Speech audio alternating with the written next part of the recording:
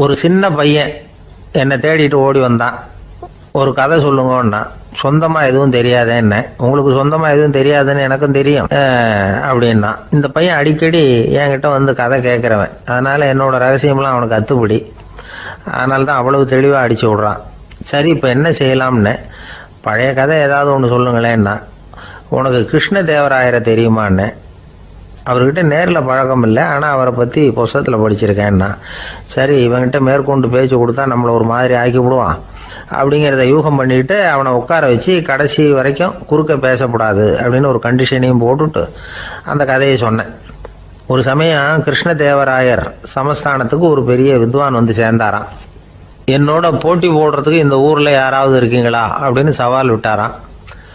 அந்த ஊரில் இருந்த பெரிய பெரிய வித்வான்லாம் இது ஏதுடா வம்பா போச்சுன்னு நினைக்க ஆரம்பிச்சிட்டாங்க.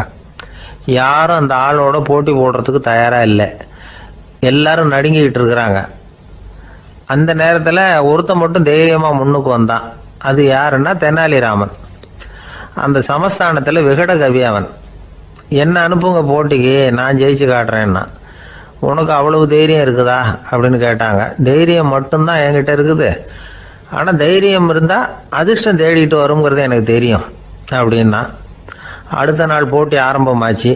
அந்த பெரிய வித்வான் வந்து நின்னார். தெனாலிராமன் எதிரில் வந்து நின்னான். அந்த வித்வான் ஒரு விரலை காட்டினார். தெனாலிராமன் பதிலுக்கு 2 விரலை காட்டினான். வித்வான் 3 விரலை காட்டினார். இவன் உடனே 4 விரலை காட்டினான். உடனே 5 விரலை காட்டினார் அவர். தெனாலிராமன் உடனே தன்னுடைய கை முஷ்டியை காட்டினான், கையை மூடி காட்டினான். அவ்வளோதான். அந்த பெரிய வித்வான் கிருஷ்ணதேவராயர் காலில் விழுந்தார். நான் தோத்துட்டேன், என் தோல்வியை ஒத்துக்கிறேன் அப்படின்னு சொல்லிவிட்டார். கிருஷ்ணதேவராயர் அவரை தனியாக அழைச்சிட்டு போய் என்ன நடந்ததுன்னு விசாரித்தார். அந்த வித்வான் விளக்கம் கொடுத்தார். ஆண்டவன் ஒருவன் தான் உண்டுங்கிறத விளக்கிறதுக்காக நான் ஒரு விரலை காட்டினேன். அப்படி இல்லை, சக்தியை சேர்த்தா சக்தி சிவன் 2 பேர் உண்டுன்னு உங்கள் வித்வான் 2 விரலை காட்டினார். மூர்த்திகள் 3 பேருங்கிறதுக்காக நான் 3 விரலை காட்டினேன். வேதங்கள் 4ன்னு சொல்லி ஒரு 4 விரலை காட்டினார். பஞ்சபூதங்கள் 5ன்னு நான் 5 விரலை காட்டினேன். அதையெல்லாம் அடக்கி ஆளணும்னு சொல்லி அவர் கையை மூடி உறுதியாக காட்டினார். அடடா, உங்கள் வித்வானுக்கு எப்பேற்பட்ட அறிவு, அவர் தான் ஜெயிச்சார், நான் தோத்துட்டேன் அப்படின்னார் அவர். அப்படி சொல்லிவிட்டு அவர் போயிட்டார். அதுக்கப்புறம் தெனாலிராமனை கூப்பிட்டு என்னப்பா நடந்தது அப்படின்னு கேட்டாராம். அதுக்கு தெனாலிராமன் விளக்கம் கொடுத்துருக்குறான். அவன் முதல்ல என்னை கொன்னுடுவேன்னு அந்த வித்வான் ஒரு விரலை காட்டினான். உடனே ஒரு 2 கண்ணையும் தோண்டி போடுவேங்கிறதுக்காக நான் 2 விரலை காட்டினேன். உனக்கு நாமம் போட்டுருவேன்னு சொல்லி 3 விரலை காட்டினான். அதை அழிச்சிருவேன்னு 4 விரலை காட்டினேன். உன்னை அரைஞ்சிருவேன்னு அவன் 5 விரலை காட்டினான். நான் உங்களை குத்தி போடுவேன்னு சொல்லி கையை மூடி காட்டினேன் அப்படின்னா. இப்போ பாருங்க, ஜெயிச்சது யார்? தைரியம் மட்டும் இருந்துட்டா அதிர்ஷ்டம் தானாக தேடி வருங்கிறது எவ்வளவு உண்மையாக போச்சு. அதனால் நாம் எப்பவும் தைரியமாக இருக்கணும்னு சொல்லிவிட்டு என் எதிரில் கதை கேட்டுட்டு உட்காந்துருந்த சின்ன பையனை பார்த்தேன். அவன் என்னை நிமிர்ந்து பார்த்தான். அவன் தன்னோட கை கால் 2ஐயும் ஒரு மாதிரியாக என் முன்னால் தூக்கி 20 விரலை காட்டினான். எனக்கு ஒன்றும் புரியல. இதுக்கு என்னப்பா அர்த்தம்னு கேட்டேன். இதே கதையை இதுக்கு முன்னாடி என்கிட்ட 20 தடவை நீங்கள் சொல்லியிருக்கீங்கன்னு அர்த்தம் அப்படின்னா. ஒருத்தர் வேகமாக நடந்து போகிறார். கடத்தெருவில் ஒரு ஸ்வீட்டு கடையை பார்க்குறார். உடனே சடன் பிரேக் போட்டது மாதிரி நிற்கிறார்.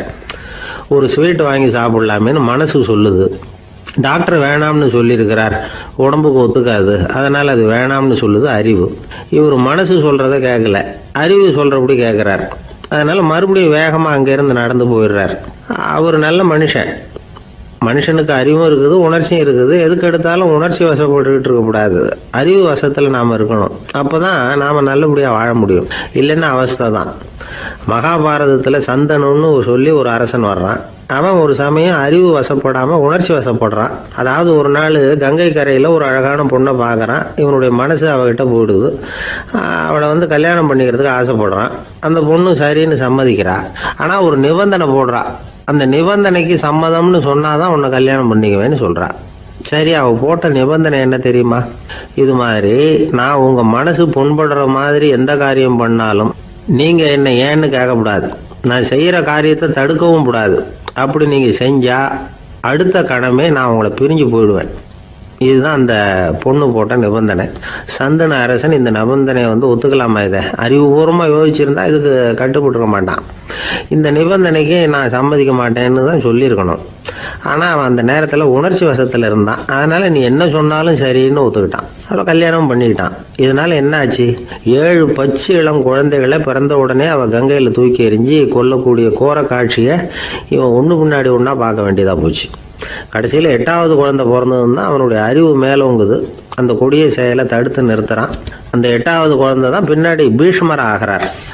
ஒரு பக்தி பிரசங்கத்தில் ஒரு பேச்சாளர் இந்த விஷயத்தை சொல்லிவிட்டு இன்னொரு விஷயமும் சொன்னார். அது என்னன்னா, சந்துனு மன்னன் அறிவுக்கும் உணர்ச்சிக்கும் நடுவில் அகப்பட்டு தவிச்சதுனால அவன் வம்சத்தில் வந்த கௌரவர்கள் உணர்ச்சி வசப்பட்டாங்க, பாண்டவர்கள் அறிவு வசப்பட்டாங்க அப்படின்னு சொன்னார். மனுஷனுக்கு உணர்ச்சியை விட அறிவு மேலோங்கி இருக்கணுங்கிறது சரிதான். ஆனால் அந்த அறிவை எப்படி உபயோகப்படுத்துகிறோங்கிறது முக்கியம். ஒருத்தர் சொன்னார், சார் இன்னைக்கு கோயம்புத்தூரில் ஒரு கல்யாணம், அதுக்கு நான் போக முடியலேன்னு நினைக்கும் பொழுது மனசுக்கு ரொம்ப வருத்தமாக இருக்குது சார் அப்படின்னார். ரொம்ப உணர்ச்சி வசப்பட்டார். அதுக்காக கவலைப்படாதீங்க சார், ஒரு வாழ்த்து தந்தி கொடுத்துருங்களேன் அப்படின்னார் இன்னொருத்தர். அது எப்படி சார் முடியும்னார் அவர். நான் தானே சார் கல்யாண மாப்பிள்ளை அப்படிங்கிறார் அந்த ஆள். ஒரு நண்பர் வந்தார். ரொம்பவும் இறுக்கமாக உடை அணிஞ்சிருந்தார். அதாவது ஆடைக்குள்ளே அவர் மாட்டிக்கிட்டு இருந்தது மாதிரி தெரிஞ்சது. ஏன் துணி குறைச்சலாக எடுத்துட்டிங்களா அப்படின்னு கேட்டோம். இல்லைங்க, எனக்கு எப்போவுமே இறுக்கமாக உடை அணிகிறது தான் பிடிக்கும் அப்படின்னார். ஒருத்தர் எப்படி உடை அணிகிறார் அப்படிங்கிறத வச்சு அந்த ஆள் எப்படிப்பட்டவர் அப்படிங்கிறத கண்டுபிடிச்சிடலாம். உடை அணிகிற விதம் ஒருத்தருடைய மனநிலையை வெளிப்படுத்துதான். இப்போ இறுக்கமான உடை அணிகிறவங்க பொதுவாக மன நிம்மதி இல்லாதவங்களாக இருப்பாங்களாம், கோபக்காரங்களாக இருப்பாங்களாம். ரொம்ப தொலைதொலைப்பாக ஆடை அணிகிறவங்க இருக்கிறாங்கல்ல, அவங்கெல்லாம் அமைதியான ஆளாக இருப்பாங்களாம், சாந்தமாக இருப்பாங்களாம். இவங்கெல்லாம் போராடுறதுக்கு சரியாக வரமாட்டாங்களாம். இப்படி ஒரு கணிப்பு இருக்குது. அதனால தான் போர் வீரர்களுக்கெல்லாம் இறுக்கமான உடையை தான் கொடுக்கறது வழக்கம். ஆனால் சன்னியாசிகளை பாருங்கள், அவங்களுக்கெல்லாம் ரொம்ப தொலை உடைகள் தான். அவங்கெல்லாம் டைட் பேண்ட் போட்டுக்கிட்டு நிற்க மாட்டாங்க சன்னியாசிகள்லாம். அதே மாதிரி சன்னியாசிகள்லாம் காவி உடையை தேர்ந்தெடுக்கிறதுக்கும் காரணம் உண்டு. பல ஆண்டுகள் சோதனை செஞ்சு பார்த்துட்டு தான் சன்னியாசத்துக்கு காவி தான் சரி அப்படின்னு முடிவு பண்ணியிருக்கிறாங்க. இப்போ பௌதீக விஞ்ஞானப்படியும் அதுதான் சரி. அதாவது சூரிய ஒளியில் 7 வண்ணங்கள் உண்டு. ஒரு பொருள் மேலே அது விழும்பொழுது அந்த பொருள் நமக்கு சிவப்பாக தெரிஞ்சதுன்னா அந்த பொருள் சிவப்பை தவிர மற்ற எல்லா நிற கதிர்களையும் உள்வாங்கிக்கிட்டு சிவப்பு நிறத்தை மட்டும் வெளியில் விடுது. அதாவது விலக்கி விடுது. அதனால தான் அந்த பொருள் சிவப்பாக தெரியுது. உடல் ஆரோக்கியத்துக்கு ஓரளவு சிவப்பு தேவைப்படுது.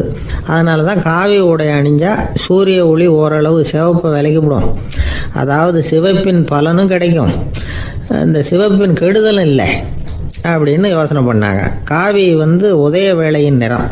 கீழ் வானத்தில் கதிர் உதிக்கிற வேளையில் முதல் ஒளி தோன்றுகிற நேரத்தில் காவி நிறம் தான் கசியும். தியானம் செய்கிறப்போ முதல்ல காணக்கூடிய ஒளி காவி நிறம்தான். தியானத்தின் உச்ச நிலையின் நிறம் நீலம். தியானம் காவி நிறத்தில் ஆரம்பமாகி நீல நிறத்தில் நிறைவடைகிறது அப்படிங்கிறார் ஓஷோ. நீலம் தியான சிகரம், காவி தியான ஆரம்ப குறியீடு, ஒரு சன்னியாசியின் ஆரம்ப தரிசனம் அப்படிங்கிறார் அவர். ஒருத்தர் நாள் பூரா காவி உடையே அணிஞ்சிருந்தா அந்த நிறம் அவருக்கு தியானத்தை பற்றிய நினைவை ஊட்டிக்கிட்டே இருக்கும். இப்படியே ஆடைக்கும் தியானத்துக்கும் இடையில் ஒரு தொடர் ஏற்படுது. ஒரு துறவியின் உள்ளார்ந்த பண்பாக அது மாறுது. கடை வீதியில் ஒரு பொருள் வாங்க போகிறோம், அது மறந்துடக்கூடாதுங்கிறதுக்காக ஞாபகம் முடிச்சு போட்டுக்கிறோம். அந்த முடிச்சுக்கும் பொருளுக்கும் தொடர்பு இல்லை. ஆனால் கடை வீதிக்கு போன உடனே அந்த முடிச்சு அந்த பொருளை ஞாபகப்படுத்துது. அதாவது அந்த முடிச்சு ஒரு தொடர்பு அம்சமாக அமையுது. அது மாதிரி தான் காவி உடையும். ஒரு துறவி நடக்கும் பொழுது, சாப்பிடும் பொழுது, குளிக்கும் பொழுது அவருடைய காவி உடை அவருக்கு ஞாபகப்படுத்திக்கிட்டே இருக்கும். அது ஒரு நிலைப்படுத்தப்பட்ட நினைவாக ஞாபக முடிச்சாக மாறிடுது. காவி ஆடை இல்லைன்னா ஒருத்தரால் துறவியாக முடியாதுன்னு அர்த்தம் இல்லை. அதே நேரத்தில் காவி ஆடையால் ஒன்றும் பிரயோஜனம் இல்லை, அதில் ஒன்றும் அர்த்தம் இல்லை அப்படின்னு சொல்லிட முடியாது. இதுதான் உண்மை. இவ்வளவு தூரம் காவி ஆடையை பற்றி சொல்கிறதுனால எல்லாரும் சன்னியாசியாக போயிடுங்கோ அப்படின்னு நாம் சொல்கிறதாக யாரும் நினச்சிடக்கூடாது. மனசுக்கும் நிறத்துக்கும் உள்ள சம்பந்தத்தை தெரிஞ்சுக்கிறதுக்காக தான் இவ்வளவும். நமக்கு தெரிஞ்ச நண்பர் ஒருத்தர் இருக்கிறார், ஆஃபீஸில் வேலை பார்க்குறவர். ஒவ்வொரு மாதமும் 20ஆம் தேதிக்கு பிறகு அவரை போய் பார்த்தீங்கன்னா காவி உடை அணிஞ்சிக்கிட்டு, கண்ணை மூடிக்கிட்டு, கை ரெண்டையும் விரித்து வச்சுக்கிட்டு தியானத்திலேயே உட்காந்துருப்பார். ஏன் இப்படி பண்ணுறீங்கன்னு கேட்டேன். அதாவது 20ஆம் தேதிக்கு பிறகு என் கையில் ஒரு பைசா கூட கிடையாது. ஒரு சன்னியாசி லெவலில் இருக்கிறேன், என்கிட்ட எதுவும் செலவுக்கு கேட்காத அப்படின்னு என் மனைவிக்கு நான் சூக்காக உணர்த்துறதுக்காக அப்படி உட்காந்துருப்பேன் அப்படின்னு விளக்கம் கொடுக்குறார் அவர். ஒரு சராசரி மனிதனுடைய இயல்பு என்ன? இன்பம் வந்தால் துள்ளி குதிப்பான், துன்பம் வந்தால் சோர்ந்து போய் ஒரு மூலையில் உட்காந்துருவான். இவன் தான் சராசரி மனிதன். ஆனால் ஒருத்தன் இன்பம் வந்தால் அதுக்காக மகிழ்ச்சி அடையிறதில்ல, துன்பம் வந்தால் அதுக்காக சோர்ந்து போகிறதில்ல அப்படின்னு வச்சுக்கோங்க. அப்படி இருந்தால் அவன் சாதாரண ஆள் கிடையாது. ஒரு ஊரில் ஒரு ஞானி இருந்தார். அவரை தேடிட்டு ஒரு பெரியவர் வந்தார். ஐயா, ஞானத்தில் சிறந்த ஞானம் எது அப்படின்னு கேட்டாராம். இதுக்கு அந்த ஞானி என்ன பதில் சொன்னார் தெரியுமா? இன்பத்தினால மகிழ்ச்சி அடையாமலும் துன்பத்தினால சோர்வு அடையாமலும் இருக்கிறது தான் அந்த ஞானம், பெரிய ஞானம் அப்படின்னாராம். சரி சுவாமி, அப்படிப்பட்ட ஞானம் உங்களுக்கு எப்படி வந்ததுன்னு கேட்டிருக்காரு இவர். அதை நான் ஒரு கழுதைகிட்ட இருந்து கற்றுக்கிட்டேன் அப்படின்னாராம் அவர். இவருக்கு ஒன்றும் புரியல, ஒரு மாதிரியாக முழிச்சிருக்கிறார். இதை அவர் புரிஞ்சுக்கிட்டார். நீங்கள் நாளைக்கு காலையில் நம்முடைய ஆசிரமத்துக்கு வாங்க, புரிய வைக்கிறேன்னாராம். சரின்னு அவர் போயிட்டார். மறுநாள் காலையில் ஆசிரமத்துக்கு வந்து சேர்ந்தார். ஞானி அவரை கூப்பிட்டு உட்கார வச்சார். வாங்க, வந்து இப்படி உட்காருங்க, கொஞ்ச நேரத்தில் இந்த வழியாக ஒரு கழுதை போகும், அதை கவனித்து பாருங்கன்னாராம். இவருக்கு இன்னமும் ஒன்றும் புரியாமல் போச்சு, ஒரே குழப்பம். இருந்தாலும் அந்த ஞானி சொன்னது மாதிரியே உட்காந்துருக்கிறார். கொஞ்ச நேரத்தில் அந்த வழியாக ஒரு கழுதை போச்சு. அது முதுக நிறைய அழுக்கு மூட்டைகள், அதை சுமந்துக்கிட்டு போகுது. ஒரு சலவை தொழிலாளி அதை ஓட்டிகிட்டு போகிறார். கொஞ்சம் தூரத்தில் ஒரு ஆறு இருக்குது. அங்கே போய் துணியெல்லாம் சுத்தப்படுத்திக்கிட்டு சாயந்தரமாக திரும்பி இந்த வழியாகவே வருவாங்க. ஞானி சொன்னது மாதிரியே இந்த பெரியவர் அழுக்கு மூட்டையை சுமந்துக்கிட்டு போகிற அந்த கழுதையை கவனித்தார். கழுதை போயிட்டுது. அதுக்கப்புறம் ஞானியை திரும்பி பார்த்தார். இப்போ அந்த ஞானி சொன்னார், சாயந்தரம் வரைக்கும் நீங்கள் இங்கேயே இருக்கணும்னார். அதே மாதிரி இவர் இருந்தார். சாயந்தரமாக அந்த ஞானி சொன்னார், ஐயா, இப்போ கொஞ்ச நேரத்தில் அந்த கழுதை இந்த வழியாக திரும்பி வரும், அதையும் கவனித்து பாருங்கன்னார். இவரும் கவனித்து பார்க்குறார். கழுதை வந்தது. அது முதுகில் சலவை செய்யப்பட்ட துணி மூட்டை, அது பாட்டுக்கு சுமந்துக்கிட்டு போய்கிட்டு இருக்குது. பெரியவருக்கு ஒன்றும் புரியல, பொறுமை இழந்துவிட்டார். சரி சுவாமி, இந்த கழுதைக்கும் உங்கள் ஞானத்துக்கும் என்ன சம்பந்தம் அப்படின்னார். இப்போ அந்த ஞானி விளக்கினார். ஐயா, இந்த கழுதை இதே மாதிரி தினமும் காலையில் அழுக்கு மூட்டைகளை சுமந்துக்கிட்டு ஆற்றுக்கு போகுது, மாலையில் வெண்மையான சுத்தமான துணிகளை சுமந்துக்கிட்டு திரும்பி ஊருக்கு போகுது. காலையில் இது போகும் பொழுது முதுகில் அழுக்கு மூட்டைகளை சுமந்துக்கிட்டு போகிறோமேங்கிற வருத்தமும் அதுக்கு கிடையாது. சாயந்தரம் திரும்பி வரும்பொழுது சுத்தமான துணிகளை சுமந்துக்கிட்டு வர்றோமேங்கிற மகிழ்ச்சியும் அதுக்கு இல்லை. இதை பார்த்து தான் நானும் அது மாதிரி ஞானத்தை கற்றுக்கிட்டேன் அப்படின்னாராம். அதனால் யார் கற்றுக் கொடுக்குறாங்க அப்படிங்கிறத விட எதை கற்றுக்கிறோம் அப்படிங்கிறது தான் முக்கியம். ஒரு சினிமா பார்க்குறோம், ஒரு அருவி கொட்டுறது மாதிரி காட்சி வருது, தண்ணீர் வழியுது. படம் முடிஞ்சதும் பார்த்தீங்கன்னா அந்த திரை என்ன நனைஞ்சு போயா இருக்கும். ஒரு தீப்பிடிச்சு எரியிற காட்சியே சினிமாவில் பார்க்குறீங்க, காட்சி முடிஞ்சதும் அந்த வெண் திரையே கருகி போயா இருக்கும். படத்தில் வர்ற தண்ணீரும் நெருப்பும் அந்த திரையை பாதிக்கிறது இல்லை. நாம் அந்த திரை மாதிரி இருக்கிறதுக்கு கற்றுக்கணுமா. அந்த பக்குவம் வந்துவிட்டதுன்னா இன்பமும் துன்பமும் நம்ம எதுவும் செய்யாது. ஒரு சினிமாவை பார்க்குற வரைக்கும் சிரிக்கலாம், அழலாம். பார்த்துட்டு வெளியில் வரும்பொழுது அழுதுகிட்டே வரக்கூடாது. ஒருத்தர் வந்தார், அப்படி படம் முடிஞ்சு வெளியில் வரும்பொழுது அருவி மாதிரி கண்ணீர் சிந்திக்கிட்டே வரார். ஏன் சார், படம் அவ்வளவு சோகமா அப்படின்னு கேட்டார். இன்னொருத்தர், இல்லை சார், கூட்டம் ரொம்ப குறைச்சல் சார், மொத்தம் படம் பார்க்க வந்தவங்களே 15 பேர் தான் சார் அப்படின்னார் கண்ணீரை தொடச்சிக்கிட்டே. அதுக்கு நீங்கள் ஏன் சார் அழறீங்கன்னு கேட்டார் அவர். இந்த படத்தோட தயாரிப்பாளரே நான் தான் சார் அப்படின்னாரா இவர். ஒரு நீதிமன்றம், அங்கே ஒரு கொலை வழக்கு சம்பந்தமாக விசாரணை நடந்துக்கிட்டு இருக்குது. அந்த வழக்கறிஞர் ரொம்ப தீவிரமாக வாதாடிக்கிட்டு இருக்கிறார். தன்னுடைய கட்சிக்காரர் நிரபராதிங்கிறது அவருக்கு நல்லா தெரியும். அதனால தான் அவர் சார்பாக வாதாடுறதுக்கே ஒத்துக்கிட்டார். அப்படி அவர் மும்முரமாக வாதாடிக்கிட்டு இருக்கிற சமயத்தில் அவசரமாக தந்தி ஒன்று வந்து சேர்ந்தது. அதை வாங்கி படித்து பார்த்தார். அதுக்கப்புறம் அதை மடித்து தன்னுடைய கோட்டு பையில் வச்சுக்கிட்டு தொடர்ந்து வாதாட ஆரம்பிச்சிட்டார். பேசி முடித்தார். அதுக்கப்புறம் அங்கே கோர்ட்டில் இருந்த சக வக்கீல்கள் அவர்கிட்ட வந்தாங்க. தந்தி ஒன்று வந்ததே, என்ன விஷயம் அப்படின்னு விசாரித்தாங்களாம். அப்போ அவர் சொல்லியிருக்கிறார், ஊரில் சிகிச்சைக்காக போயிருந்த என்னுடைய மனைவி இறந்து போனதாக தந்தி வந்திருக்குது அப்படின்னாராம். மற்ற வக்கீல்களுக்கு அதிர்ச்சி. என்னங்க இது, மனைவி இறந்ததை விட கேஸு முக்கியமாக உங்களுக்கு அப்படின்னு கேட்டிருக்கிறாங்க. இறந்து போன என் மனைவி மறுபடியும் திரும்பி வர போகிறதில்ல, ஆனால் என்னுடைய கட்சிக்காரர் ஒரு கொலை வழக்கில் மாட்டிக்கிட்டார், அவரும் நிரபராதி, அவர் உசுரை நான் காப்பாற்ற வேணாமா, இதுதான் என்னுடைய கடமை அப்படின்னாராம். இப்படி இவர் சொன்னதும் எல்லாரும் அப்படியே திகைச்சு போய் நின்றுட்டாங்களாம். சரி, கடமைக்கு முக்கியத்துவம் கொடுத்த அந்த வழக்கறிஞர் யார் தெரியுமா? அவர் தான் இரும்பு மனிதர் சர்தார் வல்லபாய் பட்டேல்.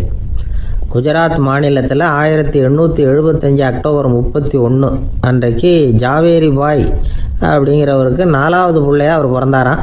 இந்த ஜாவேரி பாய் யார் தெரியுமா? ஜான்சி ராணி லட்சுமி பாய் போர் படையில் ஒரு வீரராக பணிபுரிஞ்சவர். இளம் வயசில் வல்லபாய் பட்டேல் ரொம்ப சிரமப்பட்டு படிச்சிருக்கார். விடாமுயற்சி வெற்றியை கொடுத்தது. கல்லூரியிலையும் காலடி வச்சார். அதுக்கப்புறம் வக்கீல் பட்டத்தையும் வாங்கினார். பிரிட்டிஷ் ஆட்சி நடந்துக்கிட்டு இருந்த சமயம் குஜராத்தை சேர்ந்த பர்டோலி தாலுக்காவில் விவசாயிகள் மேலே அரசாங்கம் திடீர்னு நில வரியை வசதி விட்டு தான். ஏழை விவசாயிகள் ரொம்ப கஷ்டப்பட்டுருக்காங்க. அரசாங்கம் வரி செலுத்தாத விவசாயிகளின் நிலங்களையெல்லாம் ஜப்தி செஞ்சுதான்.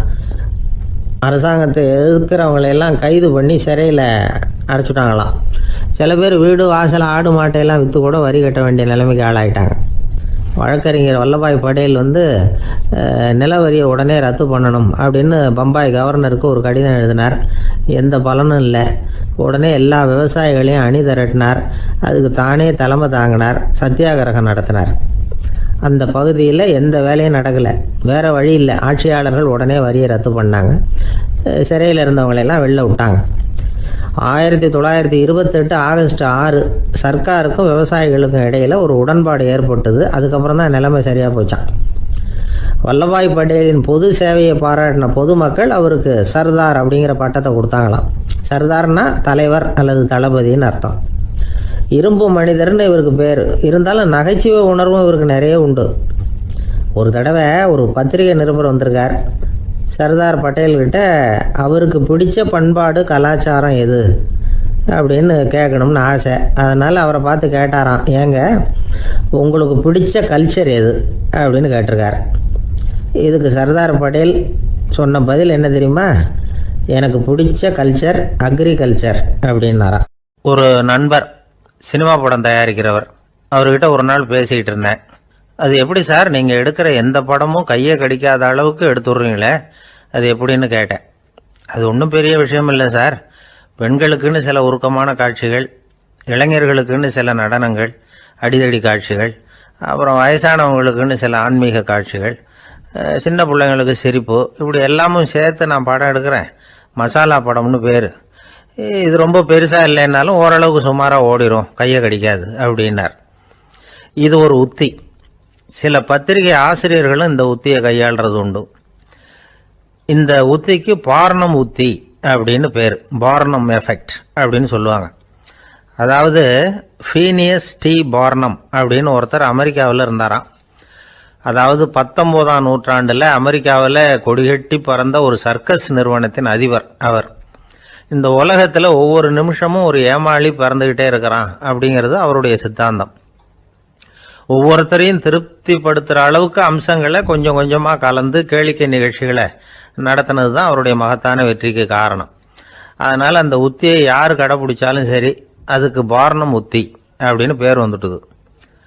ஜோசியம் சொல்கிறவங்களுக்கும் இந்த உத்தி தான் கை கொடுக்குது.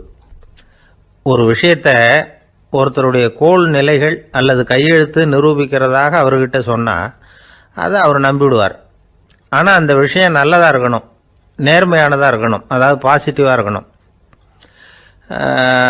8ஆம் இடத்துல குரு, 9ஆம் இடத்துல சனி, நீங்கள் ஒரு பெரிய மேதை தான் அப்படின்னு சொல்லுவாங்க. கேட்குறவங்களுக்கு அதை மறுக்கிறதுக்கு மனசு வராது. அப்படி சொல்லும் பொழுது கூடவே என்ன கொஞ்சம் முன்கோபம் அதிகமாக இருக்கும், இருந்தாலும் அது உடனே மறைஞ்சிரும் அப்படின்னு சில அற்ப விஷயங்களையும் சொன்னாலும் அதையும் சரிதான்னு சொல்லி ஒத்துக்குவாங்க. ஆளுமையை எடை போடுகிற ஒரு நிறுவப்பட்ட உத்தியின் மூலமாக தன்னுடைய குணாதிசயங்கள் கண்டுபிடிக்கப்பட்டதாக அவர் நம்புறது தான் இதுக்கு காரணம். இந்த மாதம் பணத்தட்டுப்பாடு கொஞ்சம் இருக்கும், உடம்புல ஏதாவது கொஞ்சம் அசௌகரியம் இருக்கும், வீட்டுக்குள்ளே லேசாக மனஸ்தாபம் வரலாம். இது மாதிரி பொதுப்படையாக சிலதை சொன்னாலே போதும், மக்களை நம்ப வச்சுடலாம். இதெல்லாம் நமக்கு மட்டும்தான் ஏற்படுது அப்படின்னு சொல்லி அவங்க நினைக்கிறது தான் காரணம். இதுதான் பாரணம் உத்திங்கிறது. மனிதர்கள் பாராட்டுகளை விரும்புகிறதும் விமர்சனங்களை வெறுக்கிறதும் பாரணம் உத்தியின் அடுத்த கூறு. அதனால் ஒருத்தருக்கு ஜோசியம் சொன்னாலும் சரி, அவருடைய ஆளுமையை மதிப்பிடுறதாக இருந்தாலும் சரி, அவரை புகழற மாதிரி இருந்தாலும் சரி, அப்படி இருந்தால் தான் அது சரியாக இருக்கும். சாதகமான விஷயங்களை அதிகமாகவும் பாதகமான விஷயங்களை நாசூக்காகவும் சொன்னால் மக்கள் அதை நம்பிடுவாங்க. ஒருத்தரை கருமின்னு சொன்னால் ஏற்றுக்க மாட்டார். அதையே கொஞ்சம் மாற்றி நீங்கள் கொஞ்சம் சிக்கனமான ஆசாமி அப்படின்னு சொன்னால் நீங்கள் சொல்கிறது சரிதான் சார் அப்படிம்பார். நீங்கள் பெரிய செலவாளி தான், இருந்தாலும் நல்ல விஷயங்களுக்கு தான் செலவழிப்பீங்க அப்படின்னு சொல்லணும்.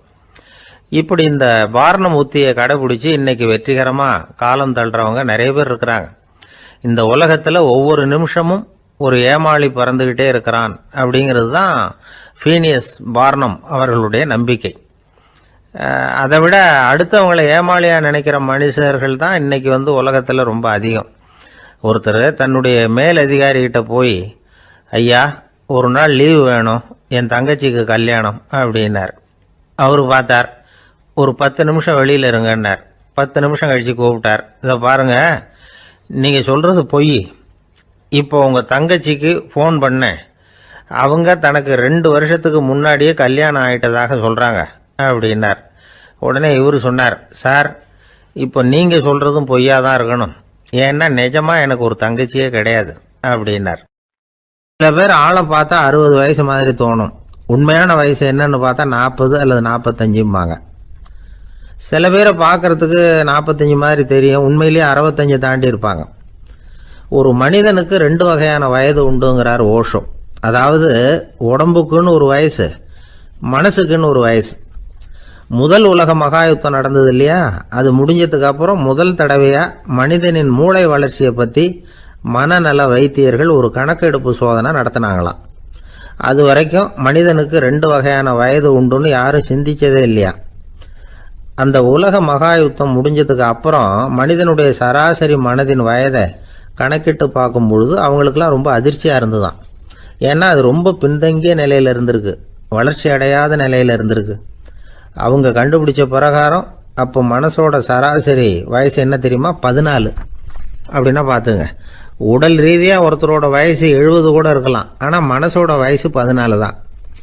இதுக்கு நேர்மாறாக அமைஞ்சு போச்சுன்னு வச்சுங்க.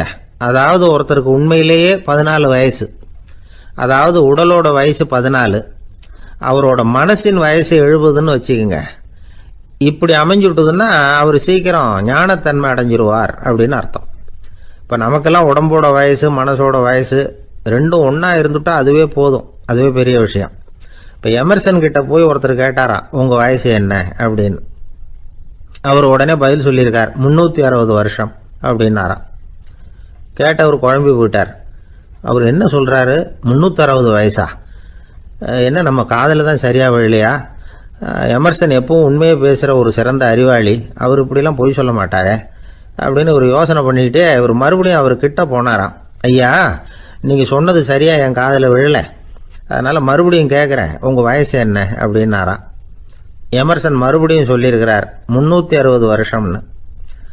வந்தவருக்கு உண்மையிலேயே அதிர்ச்சியாக போட்டுது. அதுக்கப்புறம் மெதுவாக ஆரம்பித்தாராம், ஐயா நீங்கள் சொல்கிறத என்னால் ஏற்றுக்க முடியாது, எப்படி பார்த்தாலும் இப்போ உங்களுக்கு வயசு ஒரு 60க்கு மேலே இருக்காதுன்னு நினைக்கிறேன் அப்படின்னாராம். நீங்கள் சொல்கிறது சரிதான், அது என் உடம்போட வயசுன்னாராம் எமர்சன். அப்படின்னா ஏற்கனவே நீங்கள் சொன்னது அப்படின்னு கேட்டிருக்காரு, அது என் மனசோட வயசு அப்படின்னாராம். நம்மளை பொறுத்த வரைக்கும் அறிவு தூசு படிஞ்சிருக்கு, அது மாதிரியே அன்பும் மாசுபட்டிருக்கு. இது ரெண்டையும் சுத்தம் பண்ண வேண்டியிருக்குது, அப்போ தான் நாம் சரியான வயசில் வாழ முடியும்.